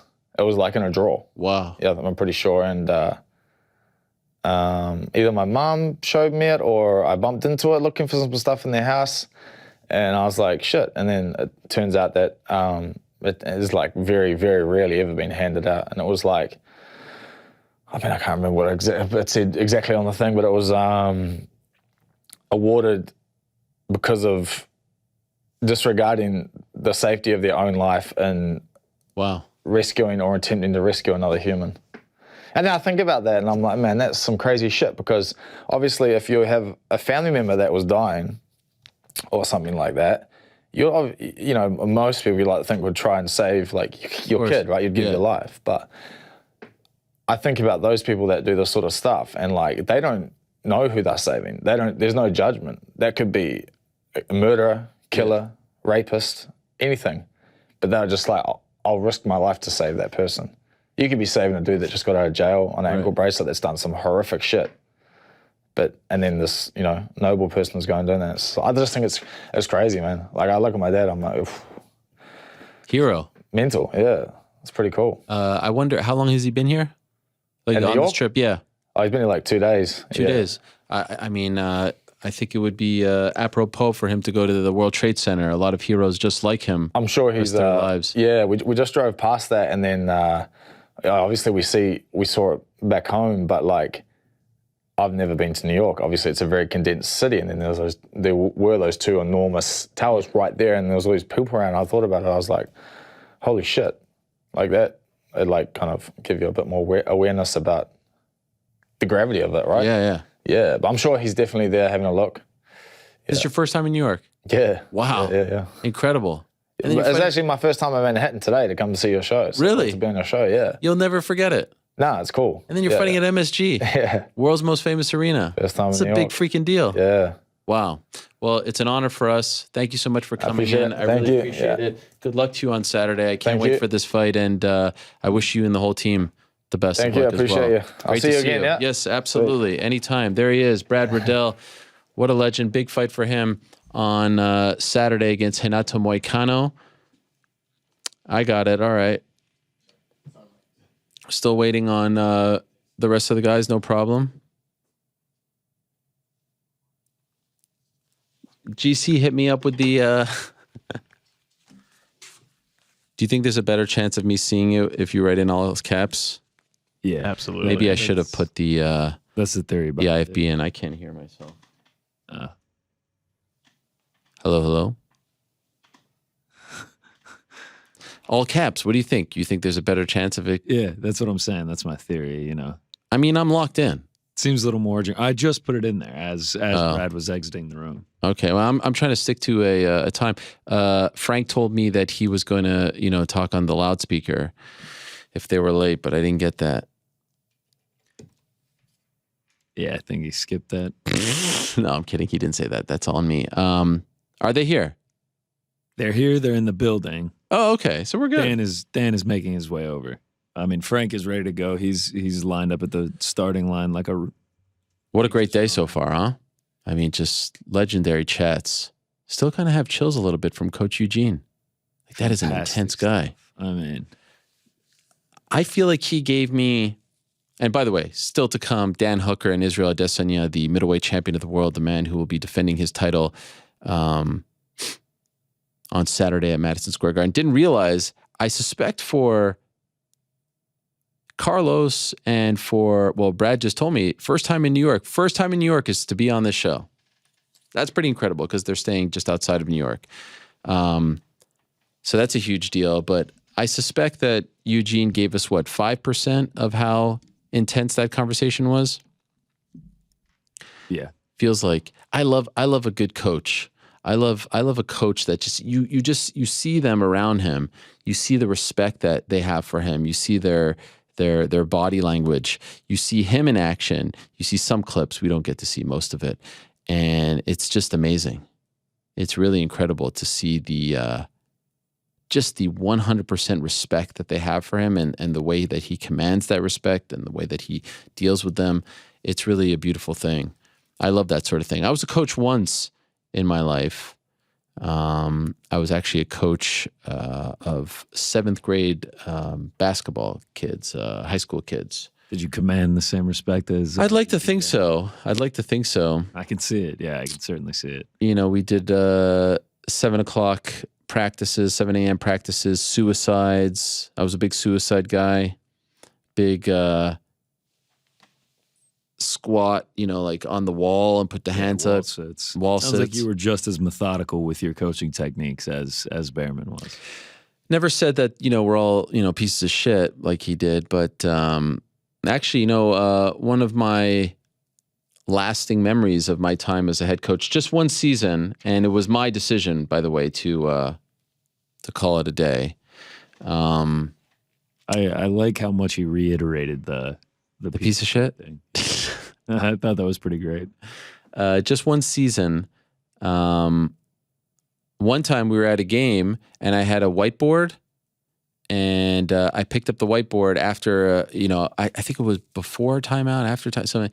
And someone, I still don't know till this day, someone drew a swastika on my whiteboard. Oh. That wasn't very fun. Oh, I thought you were going to say you thought broke it over your knee or something. No. I picked it up. I was like, oh, that's nice. Oh. It was a Jewish school that I was coach for.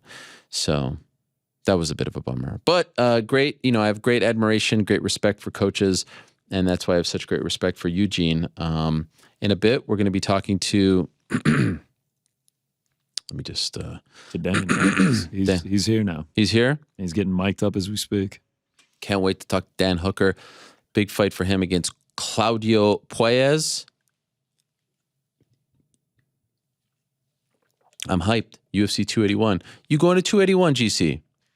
I'm not going to 281. What are you doing? I'll be sitting in the room you're sitting in right now. What's happening? 281 watch-along party.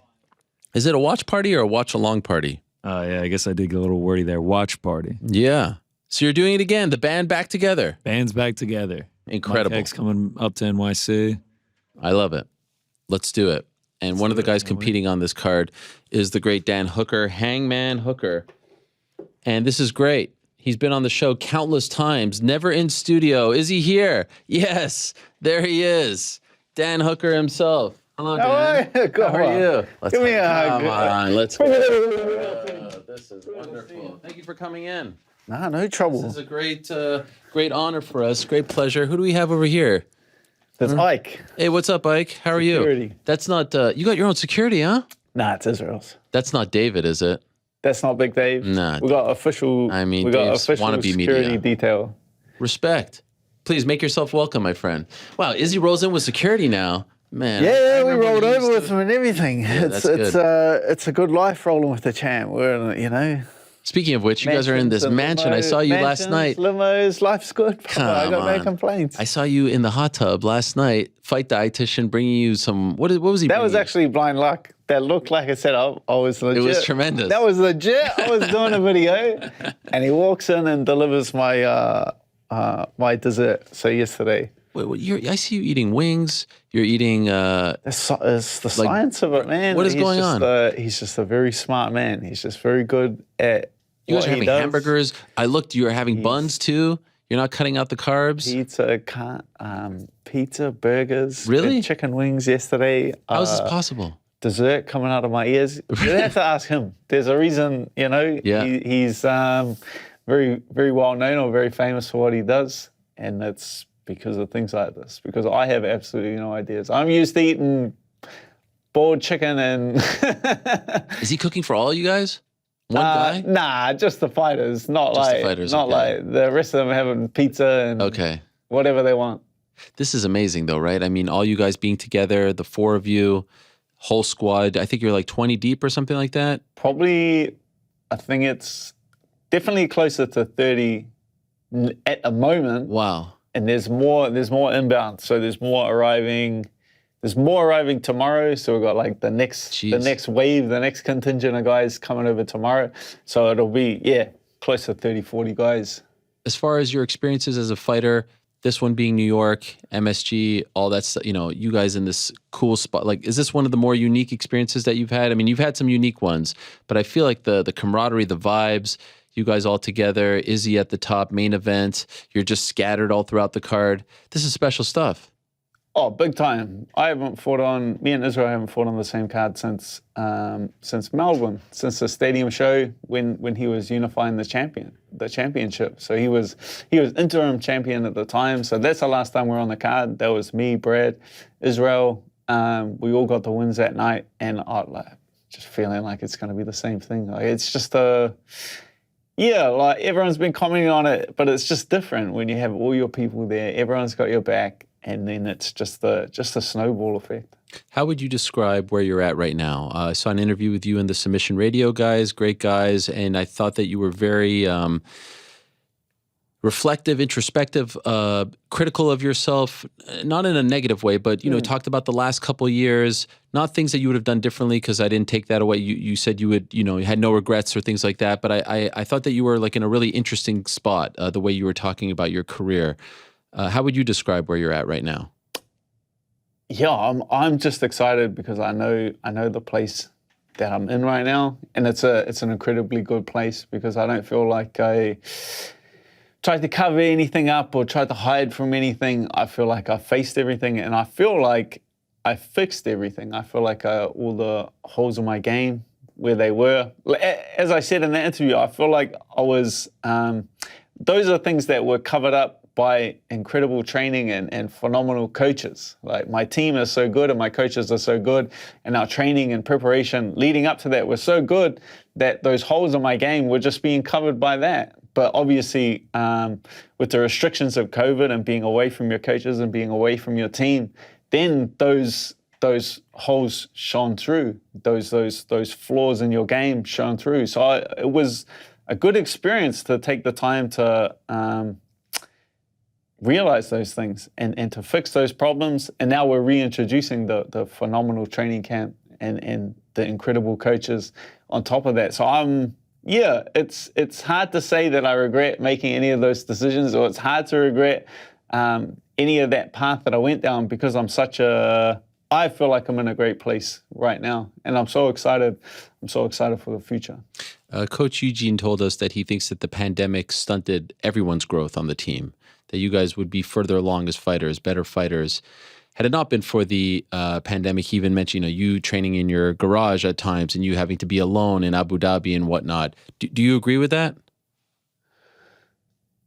No, not me personally. I don't feel like it. I'd say from the outside looking in, you're going to be like, man, this guy was just went main event, hometown, top 5, getting a shot at the Dustin Poirier fight. And had I won that fight, he got the Conor McGregor fight off of that. So I would say from the outside looking in, people would say that.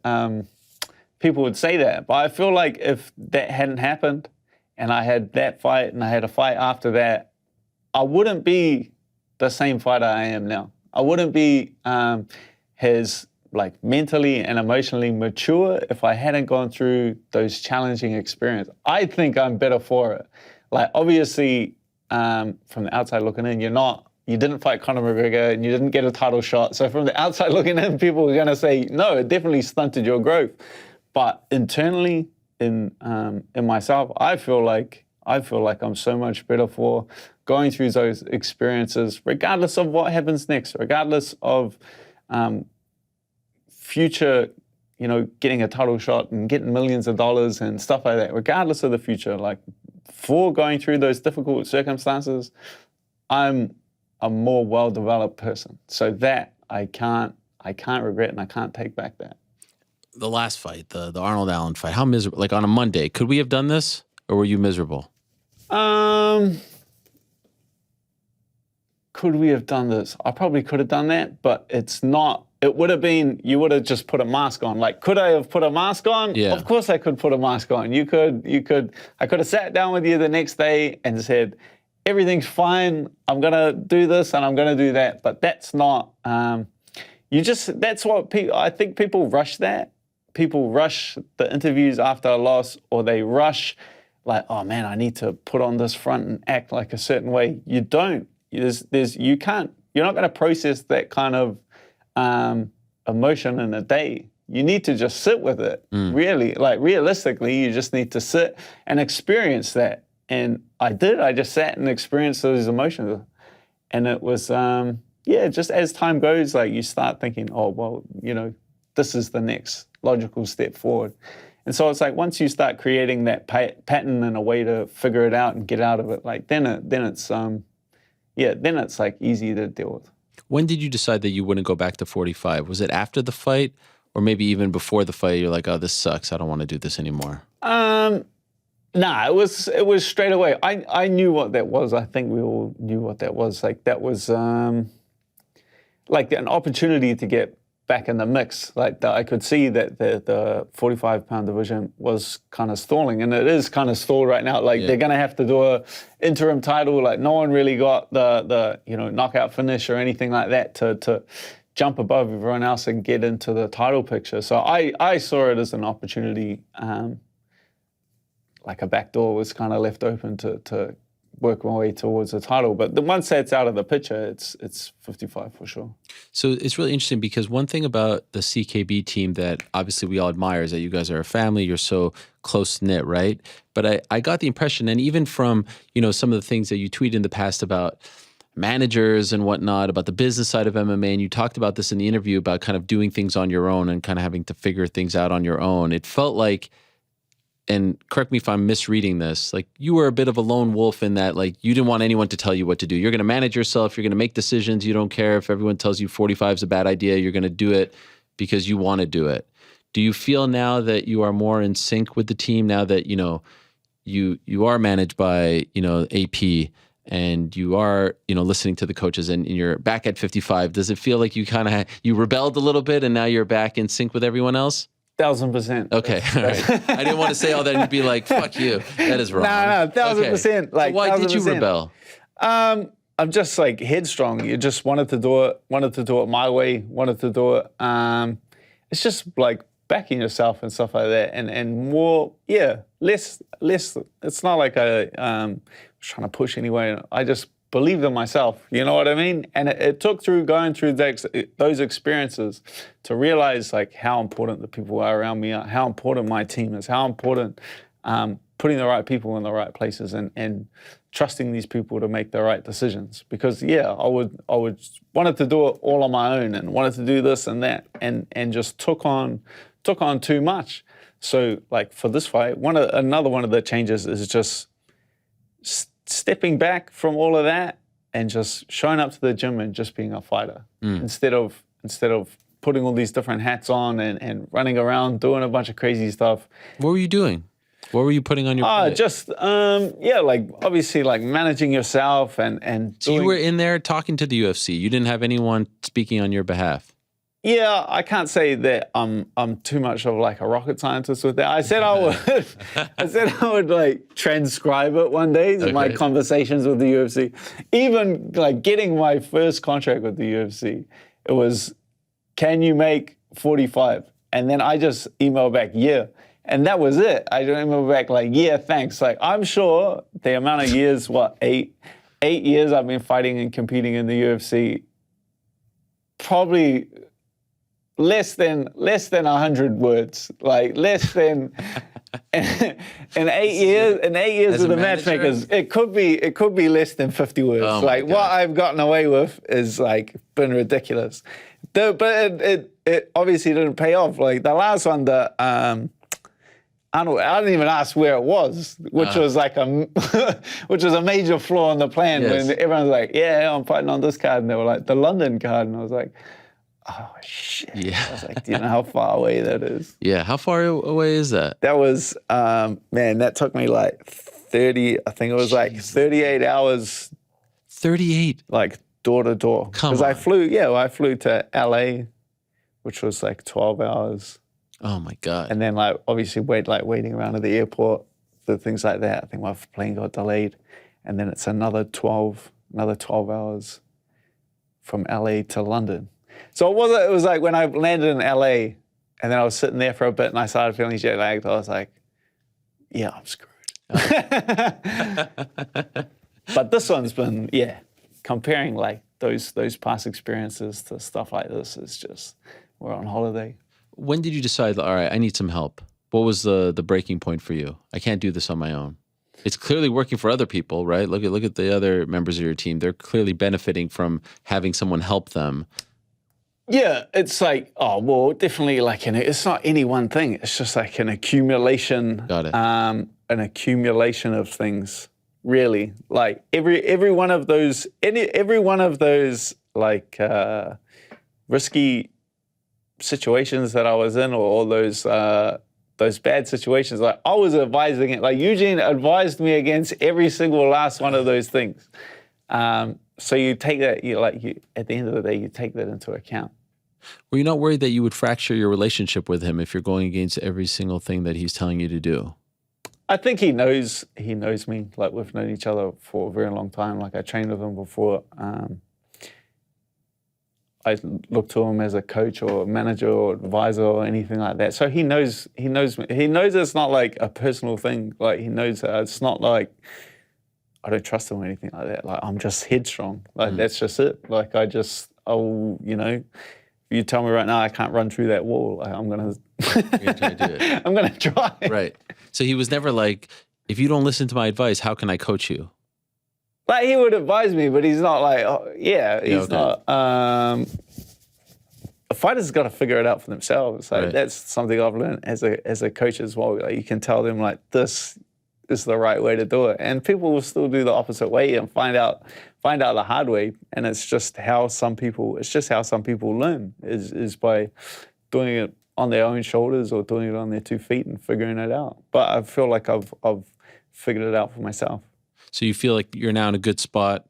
You feel at peace, harmony, everything's in sync. I'm in a good place. Incredible training camp. I feel great. The mind's good. The body's good. I feel better mentally and physically than I ever have. Is there any kind of pressure whatsoever just to remind people who you are, right? Maybe they forgot the last couple of years, to remind people that you're that guy who was knocking on the Conor McGregor door, so to speak? That will just come with it. That just comes with performing at your best. It's not like I have to go out there and prove anything to anyone. So I'm not really thinking about that. I'm focusing on myself, and I'm focusing on like my kind of performance. And then whatever comes with that will come with that. It's a byproduct of performing at your best and performing at your capabilities. By the way, like, if you don't mind me asking, like right now, how much do you weigh? Like 170 something. 170. So you still have like 14 pounds left. On the Monday before the Allen fight, how much did you weigh? I hope not 170. Not 170. Okay. For like 155 maybe. Oh, that's great. No. Oh. Bigger than that. I'm going kilos. I'm going kilos to pounds here. Now it's like 72 kg. So whatever that is. Whatever that is. Let me see what that is. Was it brutal in retrospect? Like that's another thing that has, like, my mind is so much stronger than my body. I can convince myself something's easy. So like to me, you put me on a lie detector, I'm going to tell you that was the easiest thing, and I could do that like left and right. But it's having those people. It's like having your coaches around you. Like, I swear, like I was in the gym with all of my coaches, they would have been able to tell me, you perform better here. Like there's no way like you're performing at the same level as you do over here. But me, like my mind is so much stronger than my body. I can convince myself. Wow. Have you always been that way? That it was easy. Even as a kid? In terms of martial arts, for sure. Like obviously you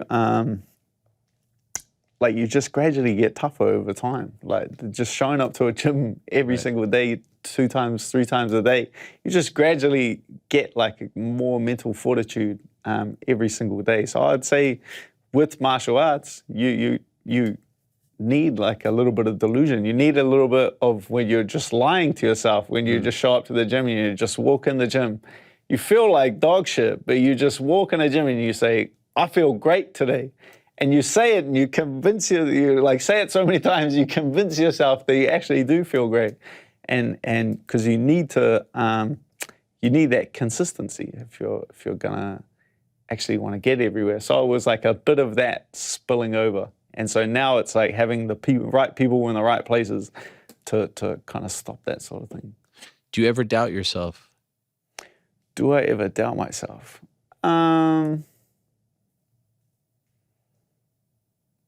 No. Once I've made a decision, I feel like in the decision-making process, there's like a bit of internal dialogue or a bit of internal discussion. But I'd say like once a decision has been made, it's been made.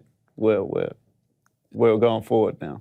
The confidence of a fighter is something that I'm always so fascinated by, because like if I have a bad show, I mean, and maybe that means you're just a lot stronger than I am mentally, but like I'll say like you suck, you ain't worth shit, you know, you've lost a step. Like I will, you know, talk to myself until I'm blue that I'm not worth a damn. And yet you guys, and I'm not competing in front of millions of people, you know, essentially naked in a cage against another human being, right? And you guys will, you know, you'll bounce back and you'll dust yourself off and everyone's criticizing you and there's online hate and all this stuff and you're like, yeah, all right, let's do this again. I'm the man. It's because you get stuck. You get stuck. Once you let those sort of things in, like after the last fight, if I would have just sat there, all these people saying these things, and you just start arguing, going back and forth with them. It's just like a vicious cycle that you get stuck in, and you obviously don't progress if you're stuck in a cycle. It's about like this whole thing, regardless of the wins and losses. It's about creating memories, creating emotions, creating, you know, bringing out that passionate experience in people, and it's about creating. And so instead of being stuck here, I set my mind and I set my task to like creating a new experience, creating a new memory, creating a new emotion, and my path is on that. And it's very difficult once you're on that path of creating that. It's very difficult to get stuck. So it's more about that, and that's what I focus on, and that's like a cycle, and it builds momentum, and then obviously like people are always attracted to that. That attracts people. It's a part about like you start becoming a creative force where everyone's just like, man, I like that energy's great, and people jump on board that energy, and it builds and it grows. And I feel like that's what this camp is with all of the team, and then it just continues to build and continues to build.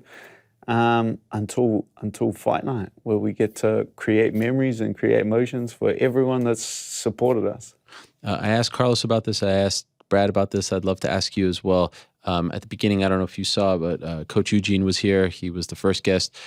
And he was incredible speaking about kind of a moment in the training camp where he had to really lay down the law and kick you guys in the butt. He felt like everyone was being complacent. He said that this fractured the camp initially, but then everyone got on board. He felt like he needed to, you know. Knives were pulled. Knives were pulled. Knives were pulled.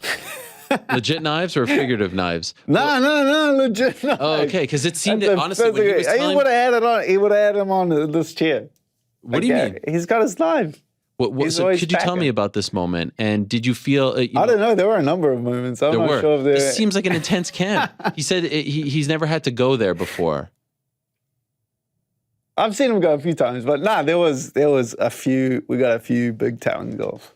We got a few... He kicked why did this have to happen? Times. It had to happen. It had to happen because yeah, it's just to wake everyone up. Maybe we were being complacent. I think we were. Well, after that, we definitely reached a new level. Like he demanded another level. He demanded more out of us. When previous to that moment, that was it. That was as hard as we could go. We're training to we're absolutely exhausted. City Kickboxing is a 7-day-a-week program. You know, I hadn't had a day off in 2 months as it was. Like that was the maximum.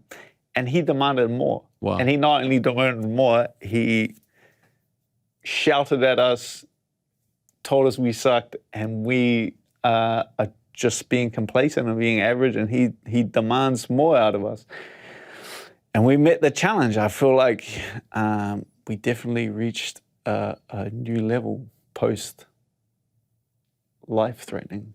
The life-threatening experience. I don't think a lot of, maybe I'm wrong, but the relationship that he has with you guys, it's just different. Like, I don't think there's a lot of coaches, especially here in America, who are going to speak like that to their fighters, and the fighters will respond. It's more like, because I've obviously trained in the US and trained overseas and stuff like that. Am I right about that then? 1,000%. It's not.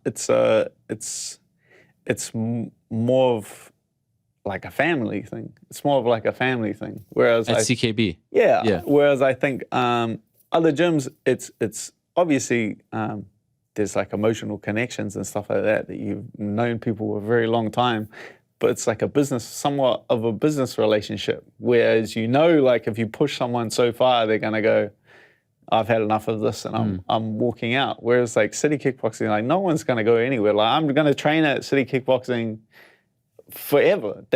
I am not gonna, well, no matter how many times Eugene screams at me and does these sort of things, like we're in it together. We're in it to the end. So I feel like that's what separates. So he's able to push us and prod us and break us down emotionally because we're not. There's no back door. There's no leaving. Like we're in it for the long haul. Was it so intense that you thought maybe someone would leave? Or it's not even a thought that enters your mind? Nah, it's not even a thought. It's not even a thought. I don't know if you know this, if he, expresses to you, but he told us that you were the first one to get on board. Did you know he viewed it like that? He said first it was you, then he said Carlos, Brad, and then Israel. Did you know that he viewed that you were the first one to get on board with whatever he was saying? I feel like I responded straight away, but I feel like I responded to it straight away because of all the stuff that's happened in the past. Because I didn't listen in the past, and then I am where I am because I didn't listen. Right. So that's why I knew straight away when he demanded more. I knew we were capable of more, and like it's my job to just show everyone else how important it is and how he's right. He was right. He was bang on the money. When you're the first one to kind of lead the charge, is he the type of coach who will say like, thank you, you stepped it up today? Does he throw out compliments a lot? Nah, it's more like the opposite. It's more like you get left alone. You don't get criticized as much. Yeah. Like I know I'm performing in the gym when I get left alone. Wow. When no one when no one's up your ass, that's when you know that you must be doing everything okay. Never a compliment? Why? What am I gonna do with that? Great day. Why? No? Doesn't feel good. How is that gonna help me? But you're on the way out. I don't need to feel good. I need to. You're leaving for the day. Good work today. Something like that, no? You don't get maybe that? for some of the other coaches, yeah, maybe. Not from him. Yeah. What does he just say? Bye? Why? I don't know. It just makes you feel good about yourself. No? Why do I need to feel good about myself? That's not going to help me. That's not going to help me. Confidence, I don't know, something like that. Confidence is an internal thing. That's not any like real confidence is internal. External, you can't get confidence from someone else. Like that's a facade. That's a fake. Someone tells you you're the freaking man. I believe in you. That's temporary. And then when you get exhausted and you're losing a fight and it's the end of the third round or the fifth round, like then someone can't stand in the corner and yell, "You're the man," though. Like it doesn't work like that. That confidence needs to be internal. Like you actually have to know that you're better than the other guy. Are you confident? 1000%. Have you always been?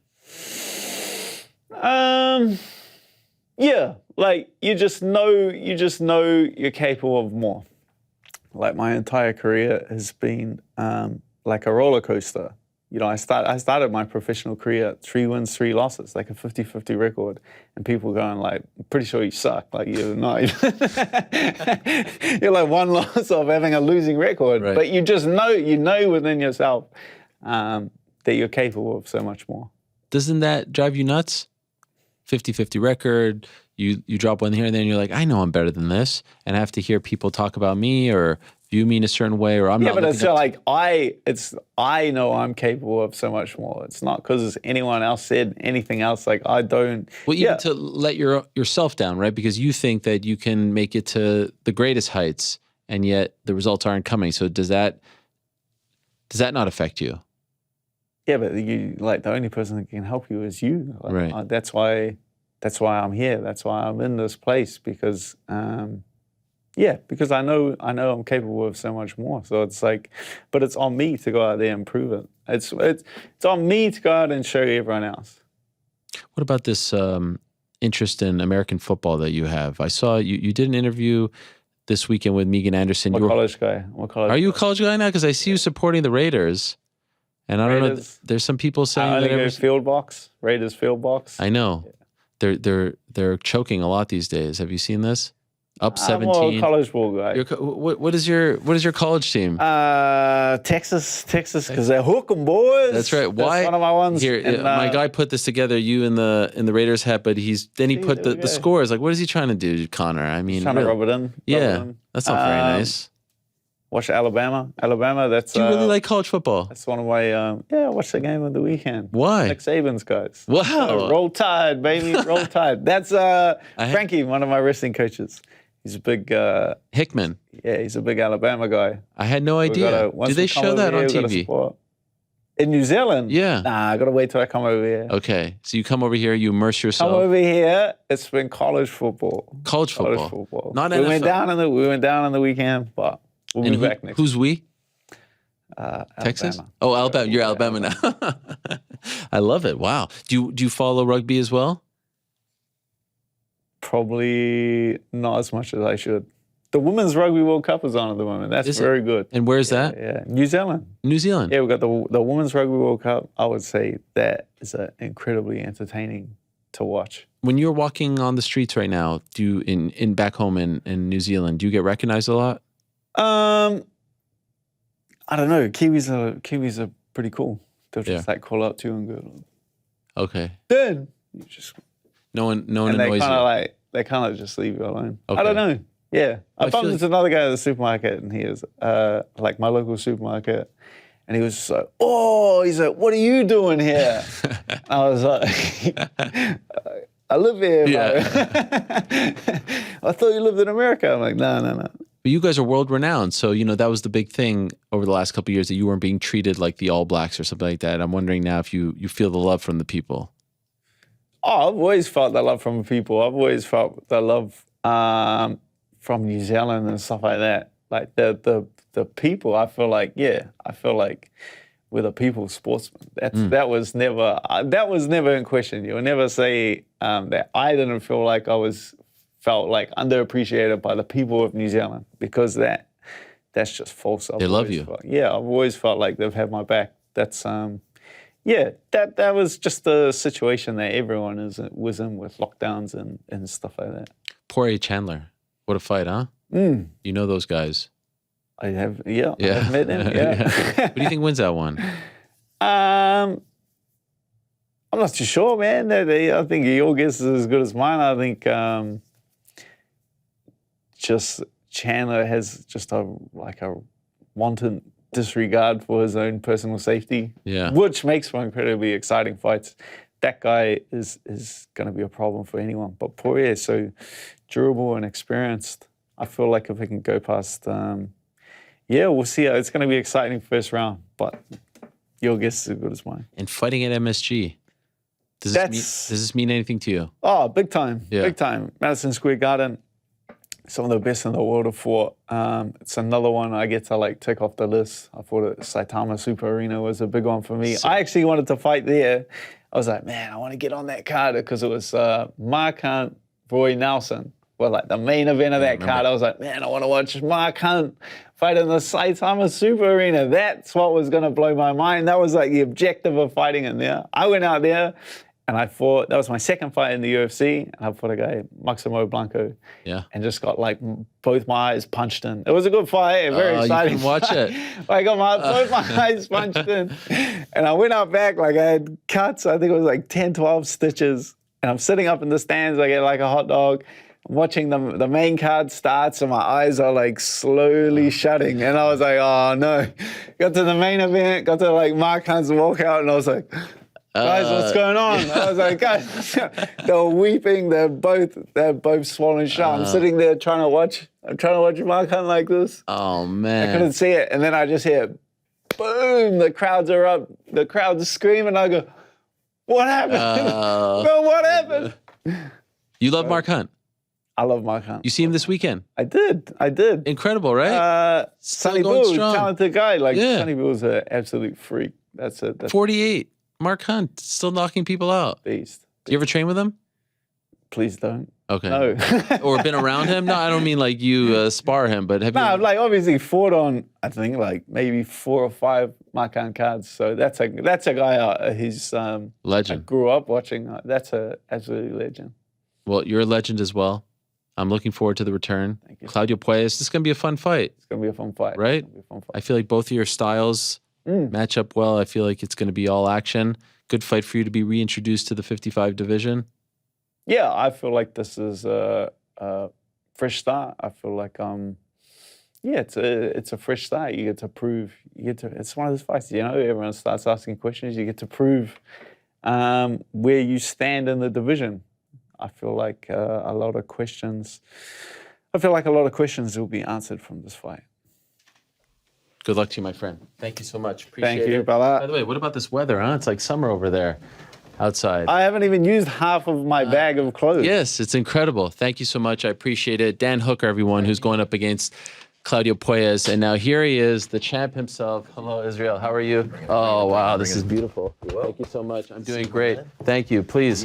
What an honor to have all of you here today. Even have your security here.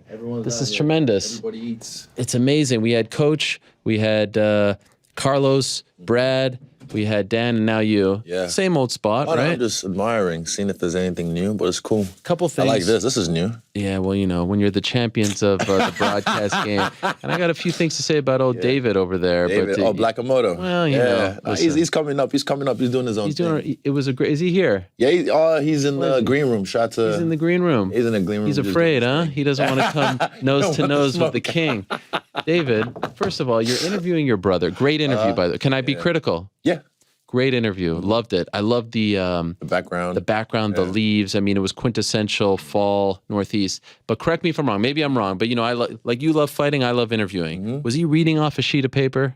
Yes. Come on, I David. believe. I know, He's your yeah, brother. yeah. Come I on. know, but Lock in, bro. He's early. You've been in the game for a long time. He's early. He's only been. He's your bro. If he doesn't know you, No, if he can't- knows me, but it's just this is like formulated questions and sometimes fan questions as well. Okay. So there's certain things he gets from. There was a fans couple and then fans tweaks. at the end, like your Not at the favorite end, fights. but he I watched the tweaks whole them a thing. little bit. Yeah. Oh, appreciate that. Oh yeah, Thank for you. sure. Freestyle Yeah. Bender. You know the It's a great vibes, you know the channel. vibes, likewise. I know you have this whole thing now where you don't like to do a lot of media and stuff, and I think the content is great. I don't take Yeah. that personally at all. No, thank you. Thank you. yeah, of oh course. my God, you'd be surprised. No. The people that take it personally, like I'm sliding them. I'm like, no, I know how this format works now. I do an interview. You know, people like, especially the smaller guys, you know, they make money off it. And sometimes I don't like the way they portray or they clickbait. And I'm just like, you know what? I'd rather people hear it from the horse's mouth. But then when it's coming to fight time, I got to do the media run. Sure. And I'm not a dickhead about it, you know, but you'd be surprised people to take it personal. And I hear things. People think I don't hear things. It gets back to me. No, you got to do you, Yeah, man. And if you feel exactly. more comfortable on your platform, plus it's your Yes. family involved. Also, I'm a little bit Hollywood now. That's not me. Man, That's I not didn't me. want to say. I didn't want to say. You're the security guard here I'll say it the before way you it came is. in. Are you Hollywood now? Small, a little bit. I've turned down a lot of things. Just Like 'cause, what? It doesn't matter, but like Any movies? yeah, a few. I heard about one. There's been some A two couple. other big ones. Yeah. Really? Why'd you turn them down? I want to do this. I'm loving this game. You feel like this is a distraction doing a movie? Really? if it doesn't line up with, if it clashes with fighting, Really? Yep. I don't care. And you'd be surprised. Like, if it clashes with fighting, I'm like, nah, sorry. And Tim would be like, I know you're gonna say no, but I'm like, nah, I can't. And I love to do it, but it's just I don't want to end up, yeah. Do you think you'll do some in the Of course, future? Okay. later on. Just later doesn't on. I work wanna do out right some now. Voiceover as well. Oh, Voiceover yeah. work. That's on the list. Do you have any lip balm at all? No? No. You don't? Do you need maybe? That's all right. No, never mind. Easy. Okay. That would be weird. You'd be comfortable taking my lip balm? Oh, I don't know, like something like. Oh, okay. I thought like if I put it, would you? Not like that. No, I actually was really like Got no impressed that cooties, you. do you? No, I mean I'm very. You seem like a clean germophobic. guy. I am pretty clean. Yeah. Okay. Good. Easy. Yeah. You'll be all right. But I just love the. Oh man, because you don't give us too much. Yeah. Because it's different when you're watching the fights, and those are fascinating videos in its own right. When you do give us something, and I'll give a shout out as I did with every interview today. Mm-hmm. So I had to go like deep into the archives, and I found you speaking to Combat TV with Yep. the older gentleman, and I think that's awesome in New Zealand. I think. It's, Combat TV. Sorry, my bad. I think Combat Corner. No, It's no. Tony Robb. Tony Yes. Robb. He's a legend. I legend. got time for him because, especially from New Zealand, because when we, got on and started becoming like the #1 gym in the world, all these New Zealand outlets started to like jump on the bandwagon. Right. And as you see, when COVID happened and we needed them to support us, they turned on us and were trying to film us and all this shit. But Tony has always been since day dot before. I love it. Even I started fighting. He's always just filmed fights, interviewed people. So I always give him exclusives because he deserves it. He's the man. Yeah, Shout no, out to respect. I thought it Combat was TV. great that all of you spoke to him. So that was really, between that and the interview that you did on your channel, which I watched last night, pretty much the only stuff that's out there. And so because I haven't talked to you since the Jared fight, can we start there? Yeah, let's go. If you don't mind, because Of I've talked to a course. lot of people about you, but not to you. From the horse's mouth. Yes. Tim always says, no, he only wants to do in person. I said, all right, we'll wait for New York. I just think like, honestly, Zoom doesn't, it's cool. it's cool, but it doesn't like. No, I say this is, I'm it okay with doesn't that. translate well. This in person is better. I can read your body language, your energy, your tone. It's all, Was it unfair, the criticism that Yes. you received? I think so. But again, it takes two to tango. So if you want to blame me, you got to blame the other guy. But like I said, you look at the 5th round, how it went. I was pressing the action. I was trying to fight. I was touching him. So why did you Always. get criticized? Because I'm the champ. I'm the great one. I'm the one that, and I've talked to everyone about this. Even shout out to our boy, my friend George. He when we had dinner, and then even when we were at the embassy, we was lit, and then we had like some D&Ms, and we talked in depth about this kind of stuff. And it happened to him, happened to Silva, even John Jones happened to him. In boxing, it's happened to a lot of greats. It just, when you're just so great and you keep winning, people want to shake the snow globe a little bit. So they just start throwing shit and look at what sticks. So he said, heavy is the head that wears the crown. That's what he said to you at the that dinner. was one of the things on. Bro, George is like, That's a great clip, by the way, on your, bro. you guys Honestly, eating together. That guy was, I'm glad we linked up because me Is and that your him- first time meeting him? Yeah, first time in person. And I was honored because I just said, look, if you happen to be, I'm going to go to Toronto for 3 nights. If you happen to be around, he's like, yeah, I'll come see you. So he flew just to come hang out with me. And I felt honored, like. From Montreal? Yeah. Wow. So I was like, man, he flew just to hang out with me. And yeah, it was cool just to chop it up.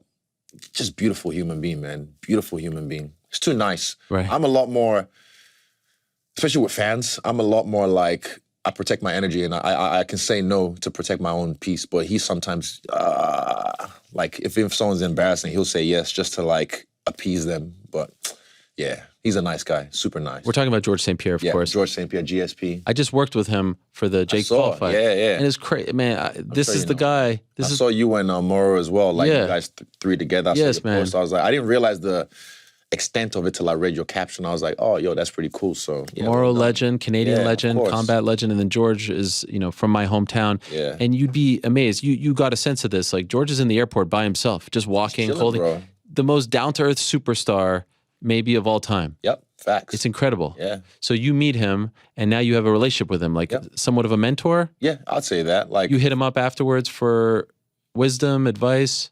If I need to text him, I can text him. If I need to call him, I can call him. But I'm not going to bother him. But yeah, he's a guy that I not many people in this life has ever been in my position and would understand. You might see it, you might watch it on TV, but not many have been in this life in my position. So he has.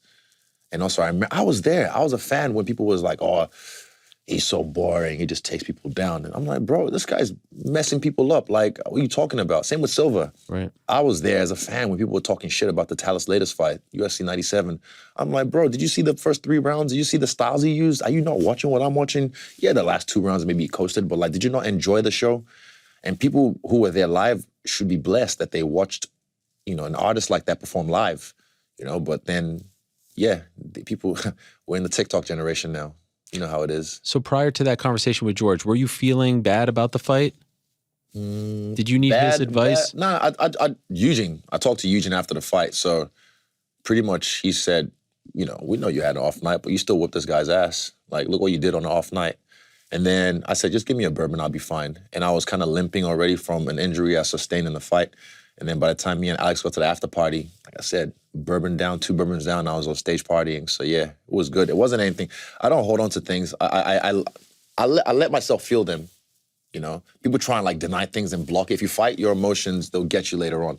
So I feel it. I cried backstage. Me and Eugene hugged it out. And he just told me, "Don't worry, you'll be fine." And I was like, "Just give me a bourbon, I'll be fine." And yeah. So I express it, feel it, and I let it go. Why'd you cry? Just emotional. I know it's a good way to release emotions. People don't like, what is it, cortisol? Is it cortisol or whatever releases through tears as well? So it relaxes you. So it's just a normal human function. I don't know why we shame it. So it just came out, and I was just like, just an emotional moment between me and Eugene, and then yeah, I let it go. Were you upset? Upset at myself for what I wanted to do. It wasn't. People mistake this. This is not about other people. This is about me. I did the Undertaker walkout, and I had this Miyamoto Musashi mentality, like I'm gonna make him wait because I don't think it's gonna last long.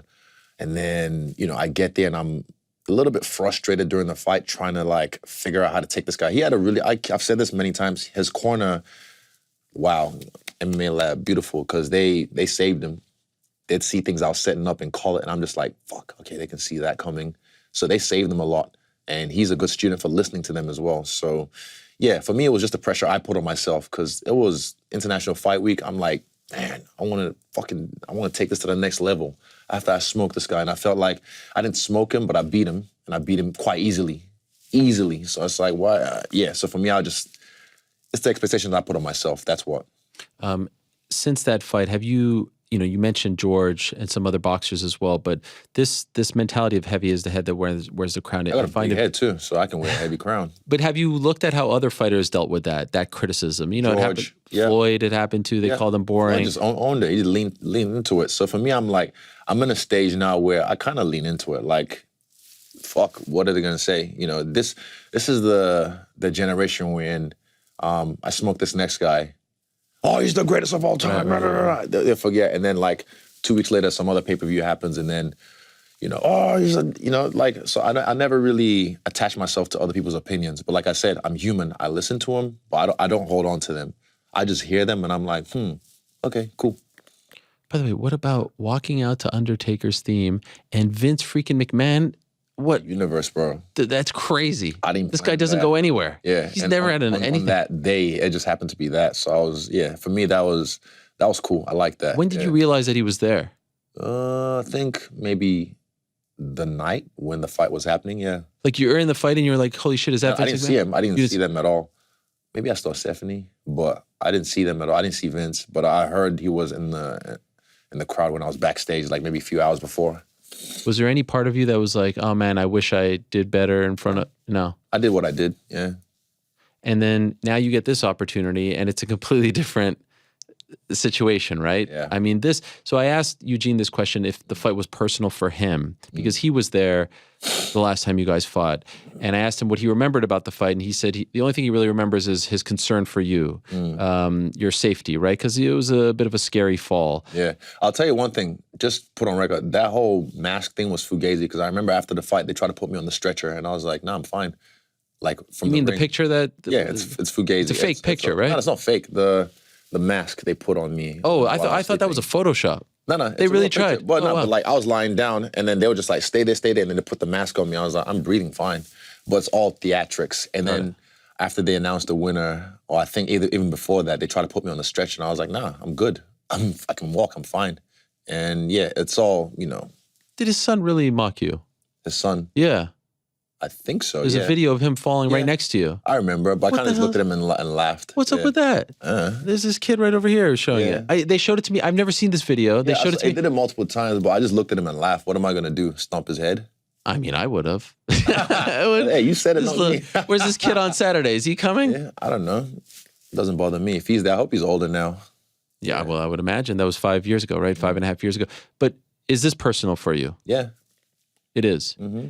I'm happy you say that because I feel like other people in your position would have been like, nah, this is just another fight. It is, but it's personal. Why is it personal? Because this is about me and my legacy. This is about, I guess, rewriting history, even though it is history, and I never chased this. This is about me rewriting a new path of history and just showing people what I can really do. Because, again, y'all must have forgot. They forget, Ariel. Yes. They always forget. And it's because of this TikTok era. The attention span is so quick. They move on so fast. So, yeah, this is personal. Like, for me, I've said less. You know, he can do all the tennis ball videos and fucking hoverboard things he wants. But for me, I'm just like, cool, you do you. He has bragging rights, so let him do that. But, yeah, when it's time, I know something he doesn't. Which is what? I can't tell you. Okay. Yeah. But you say you didn't chase it. Even when he came over to the UFC, you didn't say, like, let's go. Because, you know, if he didn't have the history with you, he wouldn't be fighting for a belt. Without me, Saturday. he wouldn't be here. Without me, he would have been exposed a long time ago. Without me, I cleared the way. I cleared the division, first of all, so there was not really anyone else to fight. And then, yeah, I cleared the way for him to, like, get to the top. So I beat even the guy he fought, he's got in his training camp. What's his name? Fuck, it looks like Chris Humphreys. I used to call him Chris Humphreys. I beat him twice. I beat that guy twice. I never went looking for him. I already beat him twice. So supposedly he beat me twice, but he's still chasing me. And what does that tell you?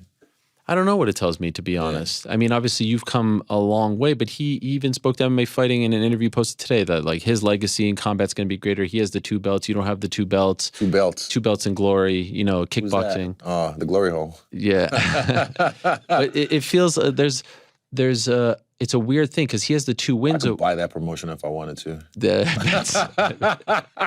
He has the 2 wins over you, yet man. he's the one trying to egg you on, right? What do you make of that?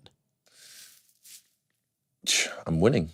I'm winning in life. I'm doing much better than he is, and he's building everything off me, which, I don't know, like I said, what do you call it? Is it supposedly punching down, is it? Is it punching down?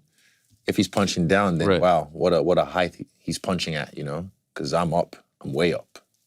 You said that way up. You're getting Costa vibes from him. Facts. Meaning Paulo Costa, who I guess was trying to rile you up or get under your skin. You feel the same thing here. What are you laughing about? I know something you don't. I know something everyone else don't. With regards to Alex? Just me. You're on a different level.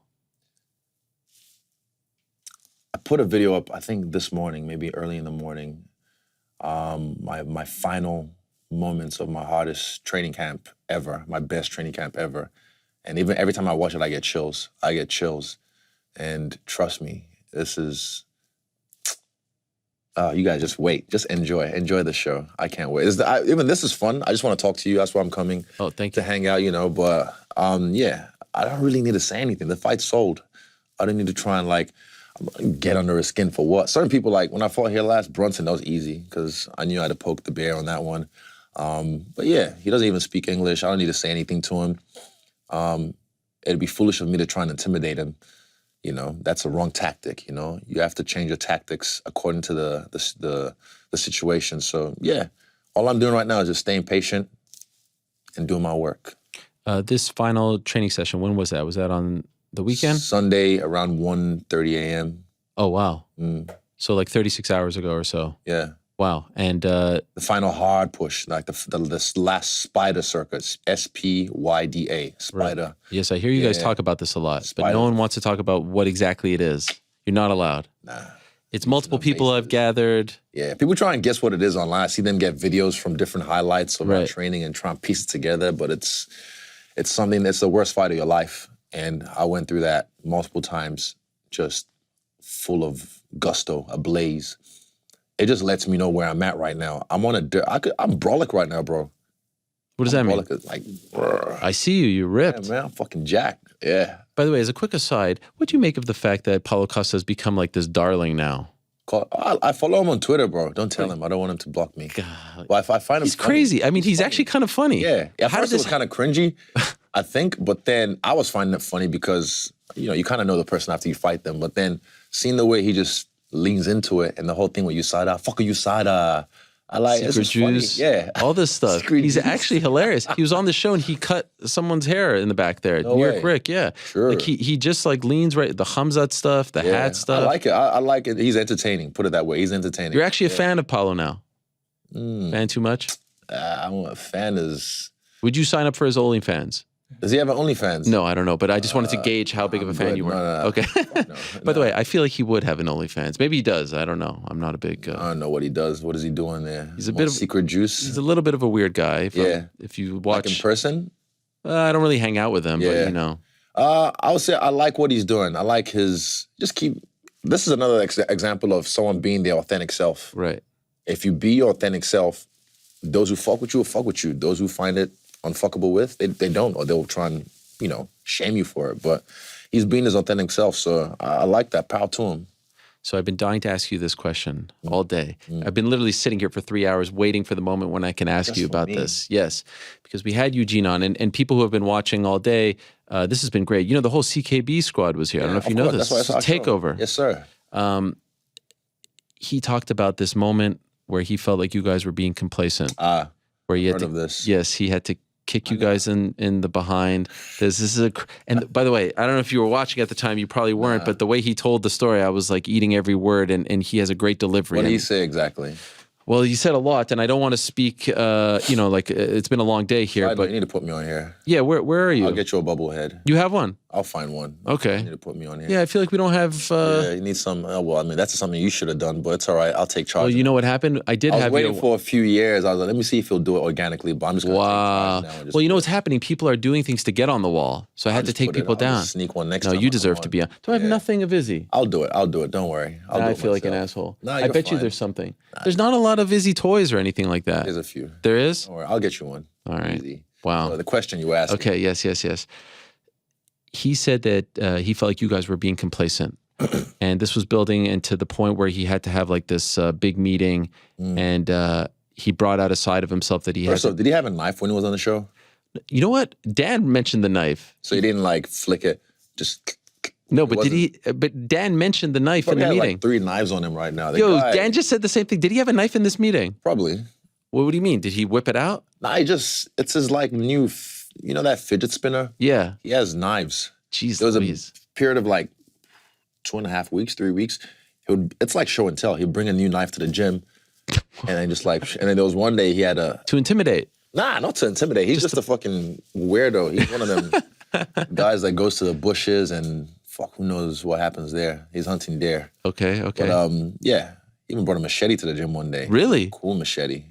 I'm just like, what? It's like show and tell. It's like a kid with a new toy. Look at this. Look what I got. Right. But he's just doing it like, and he makes jokes about it. But yeah.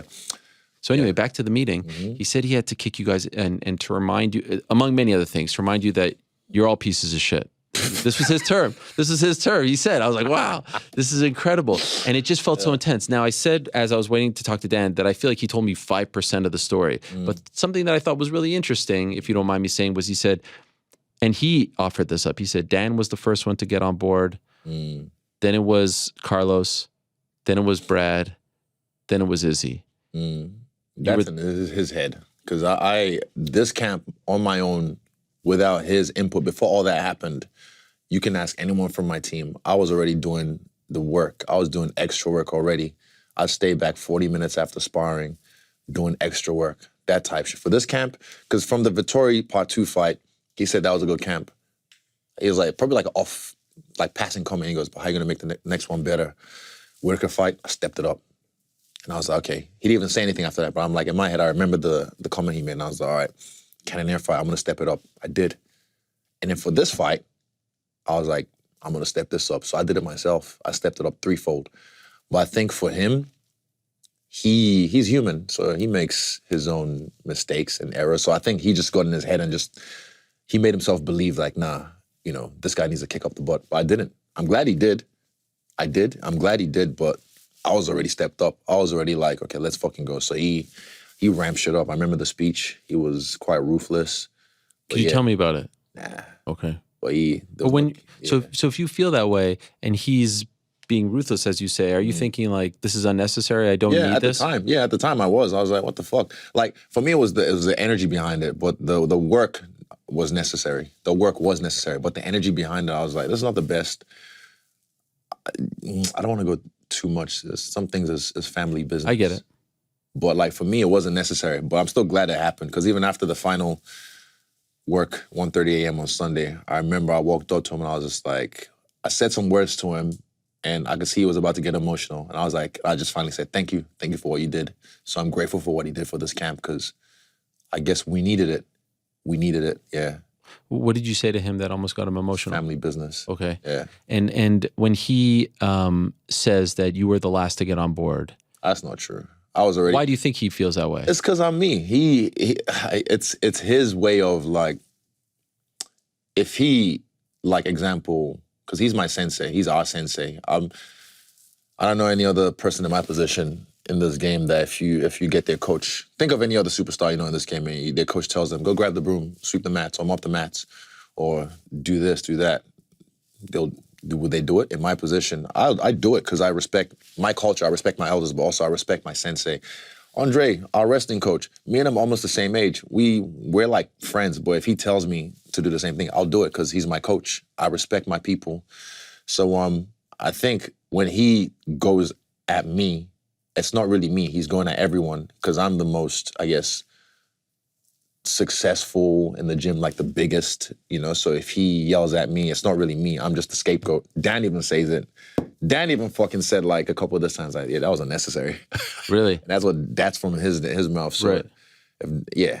Do you feel like it's one of those things where because you're the face exactly. in many respects? That's what I mean. I'm the scapegoat. So if he's getting at me, does that get annoying? Yeah, I've told him this before as well, because it's not necessary, but it's his way of just still ensuring that I'm fine. If I was going to change, I would have changed a long time ago with all the money and all the success I have. If I was going to change, I would have changed a long time ago, but I don't, because I am who I am. So yeah, it wasn't necessary, but it was needed.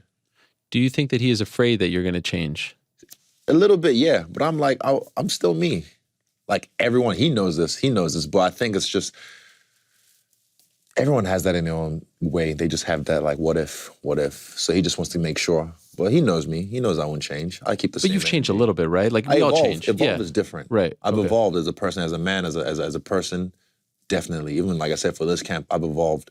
But changing as in like, I start to think I'm better than everyone, or I start to think I'm bigger than the gym. Nah, that's never been my forte. Like if I've changed, then all what's happening right now for this fight week wouldn't be happening. You know, I look after those who look after me, who put their time and effort into me. You know, so that's why I make things like this happen. Because, like what Dan said, it's about the experience. It's about the people you take on this journey. So yeah, if I had changed, this wouldn't happen. I would have just done it the way we've always done it, me selfish. So 7th title defense. Let's go. Thank you. Yeah. Can I just, like, I don't understand the logic behind this. This one really bothers you. No, like, it's just a logic. Because then, for me, it's like you're diminishing one of the greatest fights in history of fighting. You're just, that was just the interim title. Right. Fuck off, cunt. I'm okay with it. I know you are, but I'm like, the logic behind it. And people think I get bothered by it, and it does bother me, so they try and just double down and like, nah. But the logic does not make sense to me. Because then what's the point of having an interim title? Because while the champion was on sick leave, I was the champion. So he's coming back. If he had beat me, that would have counted as his defense on his. So if the interim title is supposed to mean something, when I beat him, that should count as a defense on me. Yeah. And my belt has 7 fucking rubies. Does it? Well, no, actually has 2 because I haven't really updated it. But yeah. Wait, is it on you to update? I have to send it in and all this shit. But I just I actually don't. It's at the gym or at Eugene's house somewhere. So I just need to like get it done. But it's got 7 names and 7 cities on it. Wait a second, you don't bring the belt with you? I don't carry the belt around. No, but like to this fight, what is it, like a prop belt? It's a real belt. It's the same belt I got when I beat Kelvin. It's the same exact belt. No, but like for the fight on, you didn't bring the belt to America. Nope. So what are you going to get on Saturday? They give me like a temporary one, and then I give it back. Oh, really? Backstage, yeah. Or I take it to the after party if I want. That's crazy. Yeah. Wait, so it's like the same belt that Carla Esparza is going to have? I don't know. Maybe she brought her belt. Maybe, Okay, yeah. that's true. Yeah. But Have you always done that? The last 4 fights, probably, yeah. It's, man, carrying the belt around is just, it's heavy, but also it's just, sometimes the attention it brings, I don't really, especially at airports, I'm not really, You don't need that. Nah. The reason I brought up the 7 was, at any point, did you feel like you were getting Hollywood in the defenses? Was there ever a point there for a very brief moment where you felt like, maybe I am changing rather than evolving? In my personal life, yes, but not in the public eye. What do you mean, your relationships with people? Just my personal life, the way I was moving at a certain point wasn't in line with who I was. So I had to kind of life kind of had to like humble me a little bit. So then I learned how to move properly in my own way, in line with my own values. Yeah. How did it humble you? It's need to know basis. Okay, well, that's me asking. Yeah, of course, the nose gotta. Well, yeah. Yeah. By the way, I saw that you commented. I couldn't really understand what you meant. The video that I posted of our last chat, where I asked you, like, if you've exceeded your expectations, and you said there's something else. Mm-hmm. And then in the comments, you did like check, and then a tennis ball and a nose. I didn't know what the tennis ball meant. I wasn't sure if it was like a joke about Alex with the tennis ball. Oh, that's just my like an omen now for this camp. I just have a tennis ball. Yeah, why? It's helped me a lot. The tennis ball? Yeah, me and shout out to my boy, base benefit, Abiola Beckley. He's the guy that got me brolic for this fight. And also just the tennis balls, there's no joke, bro. Like Anderson was doing it. A lot of great fighters were using those techniques back in the day. So I don't know why people think it's some kind of joke now. Like, I'm like, okay, well, we'll see. What's that thing you were referring to, though? You said there's something else. There's like another thing. This was back when you came in after your last fight. Not the Cannonier, the one prior to that. Thing in what way? You said to me, I said, have you exceeded your expectations? You were like, nah, this is kind of, but there's something else. Yeah. Well, we're here now. Okay. Yeah. I wasn't like, you never know. Like after this, there's going to be something. I haven't looked past this at all, but there's going to be something else. And God will always bring it to you. Yeah. And it's here now. So you're not thinking about, because the big thing also when you fight is there's no one else. There is. There's a few. I want to whoop just Sean, just for fun. Sean Strickland. Yeah. I'll let him just get at least one good win. I mean, you said the same about Darren. Never got the win. Yeah, I know. But I mean, that's up to them. So, yeah. But I don't know if is there really even one guy? Sean, I just want to whoop him because I want to whoop him. Why? I want to whoop him. Okay. Yeah. But he has to get a win. Yeah, of course. He ain't coming up with that shit. A good one, not some fucking lackluster shit. Oh, geez, you might be waiting a long time. You said it. You're going to have him on the show. No, that's fine. I don't know if he'll come back. I mean, he's Tim's guy, so it's all good. You also said to your brother that you want to say a lot, and you're going to say it after the fight. What do you want to say? After the fight. But is there something in particular that you need to get off your chest? No, not really. I want to get the job done and then express why I played the game the way I play it and why I said less before this fight and just be really candid. Because this is the most raw I think I've been before a fight. The people I'm talking to, I'm just being honest. I'm like I said, there's no need to try and like, it's never fake, but like there's certain guys I can just use my energy to fucking intimidate them and just let them know like you ain't on this level, like I'll crush you.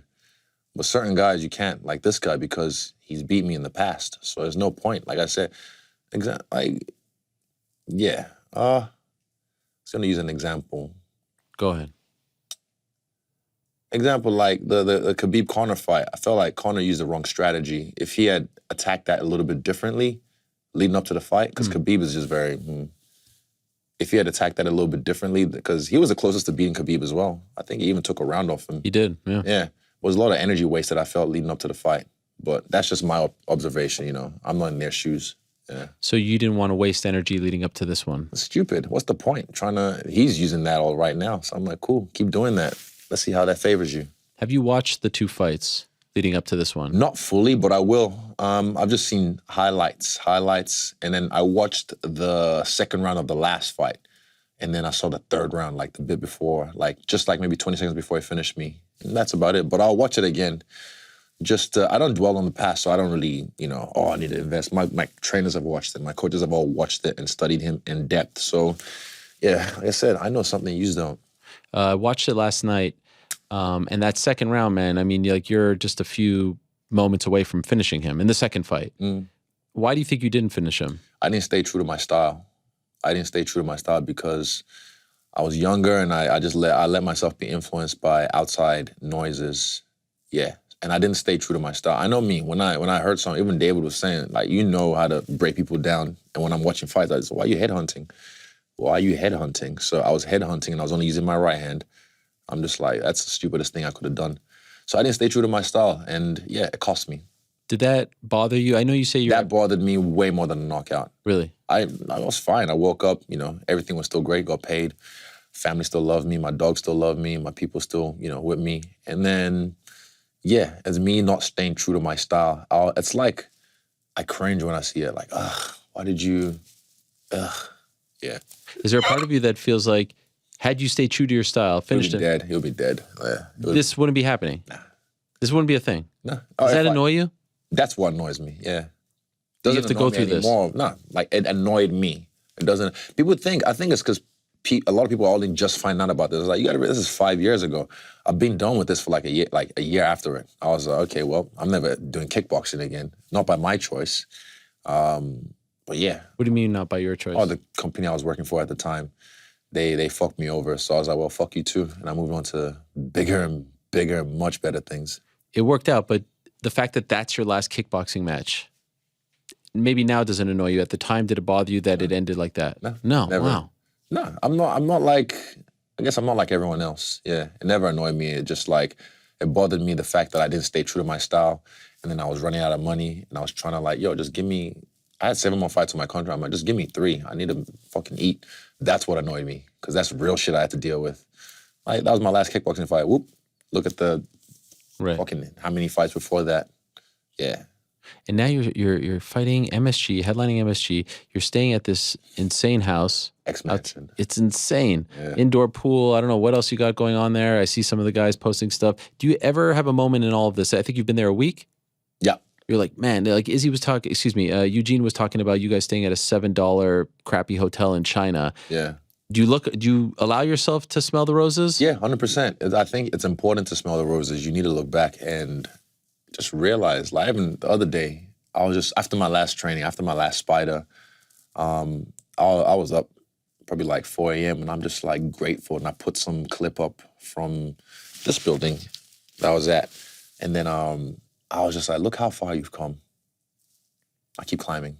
Yeah, so I just had a moment of gratitude, just fuck yeah. This all came from this. I just thought this up and I worked. And I had the right people behind me and around me to help me achieve this. So that's why, like I said, I bring them with me. Not all of them could come. Shout out to my boy Ram as well.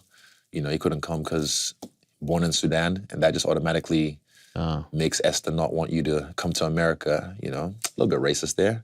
A little bit racist there, America. But okay. Yeah. For me, I bring the people who really, ride for me, ride for the team. And yeah, I'm excited. I'm excited to showcase this weekend. That word is it always triggers me a little bit excited, because anytime a fighter says excited before a fight, I think of Nick Diaz, who I asked many moons ago if he was excited for a fight, and I thought he was gonna, punch me. Why would I get excited? I'm going into a fight with another human being. I'm excited for this one for different reasons. Why? I know something you don't. Man, this is quite the tease. Yeah, cock tease. You know something about him? No, me. Fuck him. Me. Okay. The work I've done in this camp, bro. Yeah. What a shitty question, but I feel like I have to ask it now. Best camp of your career? It's so cliche to say. Yeah, exactly. I think it's the first time I've ever asked that question, because I hate it. Well, yes. Really? Best camp yet. Really? Yeah. This just showed me. It's kind of almost like the Gaslam fight in the 5th round. I just found this new gusto. This camp, I found new gusto, new levels I didn't think I could get to. I knew I could get, of course, there's always new plateaus, but like, kind of like what Dan said, like, you know, you get to a certain point where it's just like, you're doing this for so long that it just becomes, not mundane, but like, your body's used to it. So Eugene just shook the snow globe and then, we had to adapt, sink or swim. And yeah, we're swimming. Just a couple other quick ones before I let you go, if you don't mind. Take your time. I'm good. Okay, you're good. I didn't know if you were stressed. You had other places to be. Nah, we're good. What'd you make of Jake and Anderson? I liked it. It was a good fight. I said this on my channel. I was like, watching Anderson move is always going to be special to me. When I see him just start to do his thing. And also, shout out to Jake for just doing what he did. Dropped him in the 8th round, I believe. Yep. Fucking crazy as well. Overhand right. But good fight on Anderson's part, and Jake's doing the right things to build himself up. Yeah, it's crazy he doesn't get the credit. I say this, and I give him the credit. I know you guys do. I said it even when I did the interview on his channel. Yeah, but I give him the credit for what he's doing. But I think people are just blinded by their own insecurities and their own distaste for what he's doing. But I'm like, the guy he's doing it, I feel, his way. Why does it bother you that much? Yeah, and they say it's fake, it's rigged. That's one of the stupidest things. I mean, they said that about some of my fights. They said that about the Costa fight. They said that about the first Whitaker fight.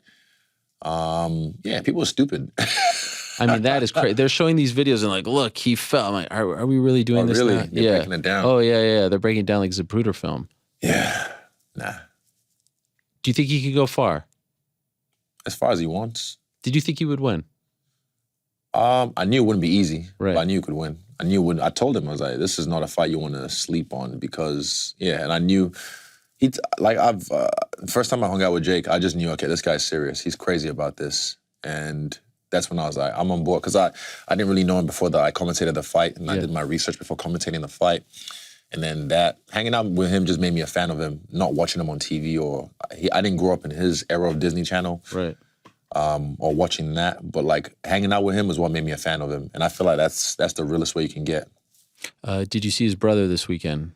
No, I saw that thing on his Instagram. That was crazy. He's holding the phone. Yeah, that was crazy. He tore his MCL, I think his ACL, everything. Yeah. Well, I mean, that shows These kids are something. I like it. I like the energy. Like, I mean, you'll see me there one day, but right now I'm doing... You think so? Probably. I mean, that was family time back in the day. Yeah. Monday Night Raw, Sunday Night SmackDown. So, by the way, why, I texted Undertaker right after your fight. Yeah. I don't know if you saw the quote where he said that he was honored. He's a big fan of MMA, and he said he was honored that I'm a big fan. He's a dead man, and what he's done. When did that come to you? Tuesday night during fight week. I was just sitting down by the fireplace, and then just a vessel. It just comes to you. Like even this weekend, it just comes to you. Like it's been a theme. Yeah. What are you doing for this weekend? Just walking out. You don't have, or you haven't decided yet? Nah, just walking out. Just a regular one. I just want to make it a horror movie. That's how I feel. Like I've decided this is going to be a horror movie. This is going to be bloody. This is going to be one where it's like, it won't last as long as me and Kelvin, but it's going to get like that. And it's going to be like, who can swim? Who can swim the longest? Who's going to drown? But is that what you want? Or is that what you think what I see is going to happen, yeah. Okay. It's going to happen, yeah. I want to make it a horror movie because it's been a horror movie in the gym. Really? But what about like if it's a 30-second finish? Would that not feel... That'd be good. But I just, for the work I've put in this camp, I just feel like I don't want it to... I want it to go at least one round, at least. You want to squeeze more out of that? Yeah, I want to squeeze more out of this. Yeah, just a little bit more. Yeah. So, by the way, about the wrestling afterwards, did they go back and say hello to you, those guys? No, I didn't see them. You didn't see any? any? Where did I go? Triple H? I can't remember. I after you have medicals and this yeah. But this is something you want to do, like a bucket list thing for you? Just one. time. Or even just attend a show. I want to attend a show. You never attended a show? I know. Are you kidding? I'm going to take my whole family. As a fan, you've never been? I just never had the opportunity. Wow. Yeah, I know. They roll out the red carpet for you. Yeah, I know. Me and my I'm taking my mom and dad as well because that was literally family time. Yeah. You see DC? A month ago, he was the special referee. That's right. Yeah, I did. Yeah, I saw. He was fixing his pants every 2 seconds because his big old belly was falling over the fence. He looked great out there. Yeah. I think you could do something great. Yeah, it'll be fun. But I think even just me being in the crowd and then jumping in and jumping back out, that's enough for me. Okay. Yeah. By the way, Jake Paul and Nate. Yeah. What about it? What do you think? Who wins? I haven't thought about it. I'm just asking you now. I need more time. Okay. Yeah. Do you think he could beat him? People are saying step down. Nate's a step down from Anderson. Oh, bro, nah, people don't understand Nate. This is boxing as well. And his cardio is endless. You know, and he's tough. Right. And it's just boxing. He's a bigger guy than Nate. In Paul. But yeah, I have to think about it. But yeah, we'll see. Costa Whitaker. You know both of them very well. I haven't even thought about that one. Who was Costa's last fight? Wasn't it Vittori? Costa's last fight was the one just recently. He was on my show on the Monday. Oh, Luke Rockhold. Oh, that's right, yeah. That was crazy, man. Yeah, that was a good fight. Costa, Whitaker, I don't know. We'll see. I'll do my analysis on that and we'll see. Yeah. On Freestyle Bender. On Freestyle Bender. Stay tuned, kids. Are you going to be on that card? Do you want to be on that card? Which one? Perth. No, hell no. That's Alex's time. That's his time. I feel like that's his moment. You guys have fought together. Yeah, I know, but like it's his time. I feel like it's his time to shine. Him and I don't think Dana will put me on the co-main for that as well. So I think it's his time as... You don't want to fight close to home? I just want to enjoy the show, to be honest. I want to be in the crowd yelling instructions, not sober. That'll be fun. Do you think they're going to give him the lightweight title shot? Of course. I don't see... I'm getting worried. Why? Well, I mean, I saw tweets here and there. From who? Well, first I saw one from him, which led me to believe that something was up. Because he said, are you going to be a man of your word to Islam? And then his son said... No, I saw that. I think it'll happen. I think it's what happens, though. Even Jared said something on this show leading up to the fight. He thought I was going to give it to someone else. I was like, nah, I said it was you, so it's you. So people just talk. Any advice that you would give to, as someone who went up, right, as champion, that you would give to Alex in this? He's got it. He's got it? Yeah. You like his chances? A lot of people aren't. He was stupid. Why are you so confident? Other than the fact that he's your friend. Nah, Alex is different, bro. And you can ask Jordy even, like our weight cut guy, Jordy Nutrition. Oh, fight dietitian. Fight dietitian, yeah. Legend. He'll tell you he's different. The way he's able to just put it on people with the work he does to even like cut weight. He's a different breed. Like that Michael Phelps type different. Yeah. People don't understand. And they've always slept on him from the jump since he got in the UFC just because he doesn't really say much. But I'm glad now he's starting to talk his shit. Yeah. It was interesting to watch Leon beat Kamaru. Oh, yeah, the reaction, yeah. But then, like, when everything kind of went away, like, how do you process that? This guy's still bittersweet because, you know, it's just a game. Like, sometimes you have friends who are going to fight each other.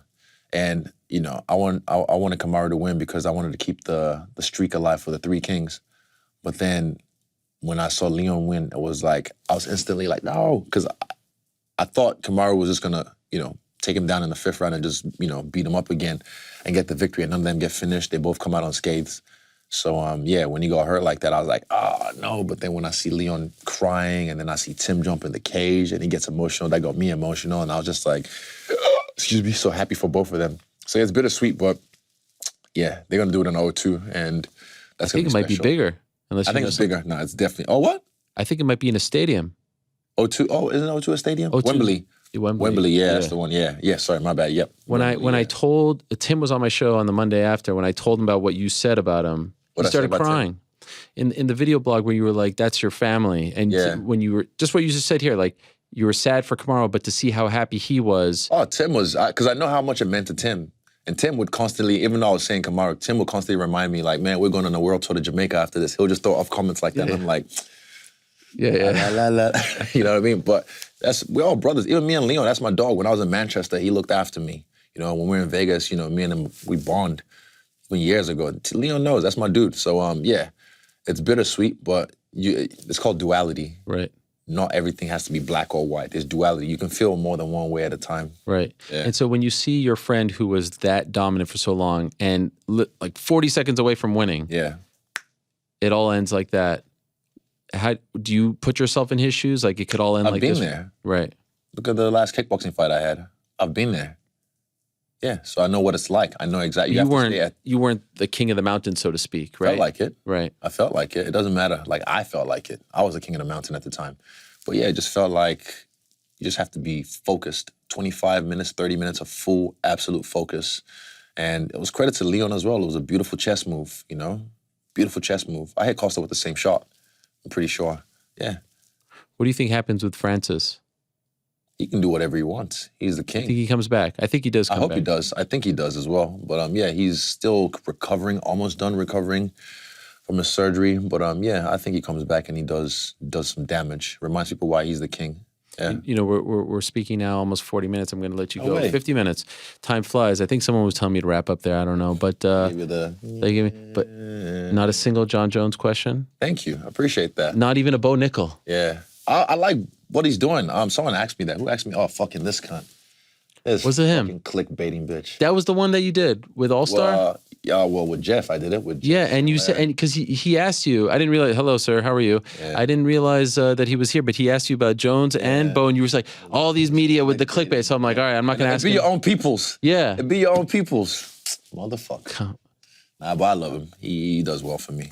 But Bo, I like what he's doing. Yeah. People want, like when someone bursts onto the scene like that, they either want to shit on them or put them up. But I'm like, let them work. They just got here. Let them work. Let them build themselves up. And yeah, we'll see what he does. him versus Hamza right now would be. I've only seen a little bit. I liked what he did, southpaw. Boom, dropped the guy, and then went knee tap straight away. That was beautiful. And people were talking about him, but I don't think qualified as a wrestler enough to know how good he is. But Frankie tells me he's really good. Frankie Angles, that's my dog. Yeah. Hickman? Yeah, Hickman, yeah. Call him Frankie Angles, Tongue and Flame. Yeah, sure. A few nicknames. Sure. Yeah. And before it's all said and done, you think you fight Hamzat? Hamzat. He's got, look at 170. Look at who he has to fight at 170. He missed weight by 8 pounds. Yeah. But isn't he fighting Colby next or something? Nah, who knows? Yeah, I don't know. We'll see. But I said on what did I say on Jake's thing? I said, yeah, if he comes up, why not? I want to test myself against guys like that. But it's not something I'm banking on because I'm focused on my shit. He should focus on his. And then 2 last ones. What do you think of the new Drake? I like it. Oh, I listened to it twice now. That's my dog. I C'est like la that. vie? Yeah. That's a nice right one. now, Treacherous Twins and the one with, what's his name? 21. Yeah. 6 a.m. and somewhere, I can't remember. Those are my 2 favorites on that. But Treacherous Twins. It's not bad. The last couple, I'm a huge Drake fan as well. I like when he goes on just bars for bars for bars, Yeah. no chorus, no nothing, and it just like. And I think people get mad and just make. It's art, bro. Like, yeah, it's art. It's genius. subjective. People can enjoy it or they can hate it, but it's art. And You went to his concert, right? When you were in Toronto. nah, he got COVID that night, so yeah. But that's my dog, man. I'm like, some people I feel like they even have no business being that nice to me, but he's such a nice guy. Really? Such a nice guy. Reaches Even out? Like I put it on my story before I left, the trinket he gave me, like the OVO chain with the arrow down the middle. And I just told him to surprise me. He gave me 2 design options and I just said, surprise me. And he picked the right one. Damn. Call it Avatar. Who? Drake's just he's just sending you gifts. Yeah. Look at you. Like it's a really nice gift. Wow. Diamond encrusted owl chain. Really? Did you bring it with you? You left it there. It's probably in my jewelry box. Yeah. Look at you. Look at us. Look at us. You've come a long way. Yes, sir. We're still here. We're still here, Yeah, my man. easy. I really Pleasure. appreciate you coming in. No, thank you. Like I said, I'm a man of my word. a lot. I might get Hollywood, but I remember those who gave me a platform, and it's not said and done. I'm still working, so thanks for not taking it personal. I really appreciate that. That's very professional of you, and I feel like a lot of people should take suit. Who's giving you crap? I want to give. Let's them call clout. them names. I want to give them clout. Really? All right. Yeah, it's all good. Media guys. Yeah, you'd be surprised. They can suck it. Yeah, suck it. Yeah, suck it right here. You're doing incredible things. It's always an honor when you come in. On Monday, you could come in after the win. I will. Really? Yeah, I will. Sick. What a legend. Tim, you hear that? Don't tell me no, all right? I don't know if Tim's back there. But this is, MSG, man. You fought at MSG, but you didn't I'm gonna do this, headline. and then that's me with New York because I just I want know to the do damn this taxes, right? I'm too rich for that, man. I know. I feel you. But this is a big freaking deal. Headlining Exactly. So I was MSG? like, yep. I did it. I stole the show last time, but I want a headline. So tick that off, and then maybe let's do Texas. I want to do Texas Cowboy Stadium. Oh, wow. Yeah. That would be is that one of the things that you want to do? Raiders, Cowboy. There's a lot of different places. Right. Yeah, even somewhere in Nigeria or Africa, the continent. Oh, my There's gosh. too many. So, but these are all big dreams. Yeah. I'm still working. I'm only 33 years young. Yes, sir. Just 33. Unbelievable. Saturday night, Madison Square Garden, world's most famous arena, the Mecca, Israel Adesanya. How about this? We had Coach Eugene, Dan Hooker, the great Carlos Ulberg, who is a beautiful human being. I mean, I was lost Inside in his and out. eyes. You'd be Yeah, no, surprised. I enjoyed the Inside chat. and out, First time yeah. I ever met him. Brad Riddell, and of course this man. Thank you so much. Let's hug it. Brother, come here, man. Appreciate you. You're the man. What a way, please. Israel Adesanya. Always. The man, and Adesanya. I diss on ya, because I diss on ya. That's right. There he is, the champ. By the way, guys, do we have a clip? You can walk out, but I want to say hi to the guys in the back there. Can we throw to a clip? I think Jeff put a thing over the. Certainly. Jeff, who's Jeff? This guy. Oh no, you're trying to steal our stuff, huh, Jeff? Come on, haters. Listen, I love everyone. Throw to the clip, guys. I'll be right back. We got a classic? We got a classic? There it is. No, is that a classic?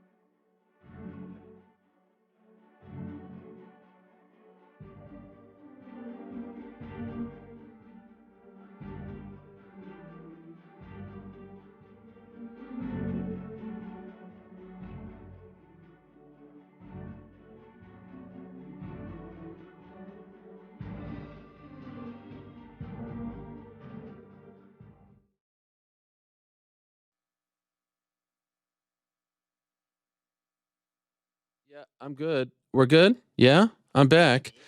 I didn't want people to think that I just left you high and dry. And you didn't. I wanted to mess around with Izzy's bro because I was talking smack about him. So I wanted to say hi and thank Tim and the whole crew. That was a fun day, right, guys? Give it up for the CKB squad. Best day ever. Wow, that was nice. Is that a real sound? It really is. Wow. That was fun. Any closing thoughts? Great show. Yeah. Doesn't get better than that, huh? Yeah, that was a great day. That was a really great day. Highlight of the day, guys? Izzy. Eugene. Yeah, Eugene. Pretty amazing. Did you say hi to Izzy? Yeah. Okay. The energy. I mean, he sounds so came in the You studio. guys are helping me out a lot here. Oh, he came in to say hi. Yeah, he was just like, yeah, The control room. Great. Yep. I Okay. mean, pretty epic what he was saying. Like, he's just like, I know something about myself. Jesus Christ, giving me chills. What a legend. Oh, it'll be so sick if he comes back in Monday after a win. Oh my God. And then they were telling me he has complex to do on Monday. I don't know about Monday. I was like, what? He said it. I have the clip. I will show it to the world. We'll figure it out. He's kind enough to come. They're all kind enough to come. I appreciate them very much. And I hope you all enjoyed it very much as well. I enjoyed it immensely. And yeah, it's good to be here. It's good to be in New York. Yes? Oh, yeah. It's good to be in New York. Oh, do I do it or not? Yeah, okay. What you just said was no. So I was like, what? It was a question. Oh, no, that's not. What do you think? I'm reading a text right now? LOL. Do want to thank our good friends over at DraftKings Sportsbook. Again, we've been talking about 281 all day. So go to DraftKings Sportsbook, the official sports betting partner of the UFC. Right now, new customers can bet $5 on UFC 281 and get $200 in free bets if your fighter wins. Plus, everyone can earn up to 100% boost with DraftKings stepped-up parlays. Go to the DraftKings Sportsbook app now. Place a parlay today with 3 or more picks and combine multiple bets like which fighter will win, total rounds, and more. Download the DraftKings Sportsbook app now. Use the code DMAR. Throw down $5 on UFC 281 and get $200 if free bets if your fighter wins. Again, that's code the MMA Hour this Saturday at DraftKings Sportsbook. I also want to give a shout out to our good friends over at the Beard Club. Today's episode is brought to you by the Beard Club. If you're watching my handsome face on YouTube right now, or Carlos Ulberg's, you can see that I have an amazing beard. I mean, I feel weird reading this, but I'm just reading what they told me to read. And while some of this did happen overnight, having a great-looking beard requires work. Whether it's beard growth oils, styling products, or a top-of-the-line trimmer, there's a small army of products required to grow your best beard. Thankfully, Beard Club delivers the tools you need to keep your beard in fighting shape. They even sent me a few things that I've been trying out, like their trimmer, their shave butter, the oils. It's just a tremendous product. And I think if you like beards, and I think if you want to give yours a little extra oomph, go to thebeardclub.com/Ariel and you will love it as well. Take their beard quiz. It's fun. Trust me. Use the code Ariel at checkout. They'll set you up with a full grooming kit that's perfectly tailored to your beard's needs. Grow your best beard today. Take 20% off your first order when you go to beardclub.com/Ariel. Use code Ariel, A-R-I-E-L. That's beardclub.com/Ariel for 20% off your first order. Wednesday is going to be a big day. I'll just say this about Wednesday. You guys ready for this? We can't wait. Izzy's giving us teases. I'll give you a tease. I'll leave it at this for Wednesday. If things go as I hope they'll go, Wednesday will be a very special day. They may not go as I hope they will go. If they go as I hope they'll go, Wednesday will be very, very, very special as today. But they may not. So I don't want to say too much. As Izzy told me, I want to say less. But if they go as I hope they'll go, as there is a path in place for them to go, you're going to want to be here on Wednesday, 1 p.m. Eastern, 10 a.m. Pacific, 6 p.m. over in the UK now that we moved the clocks back. I love you all. Frank, you can hit the music. It's time to go. It's been a great day. It's one of those days where you feel very blessed because these guys didn't have to come here.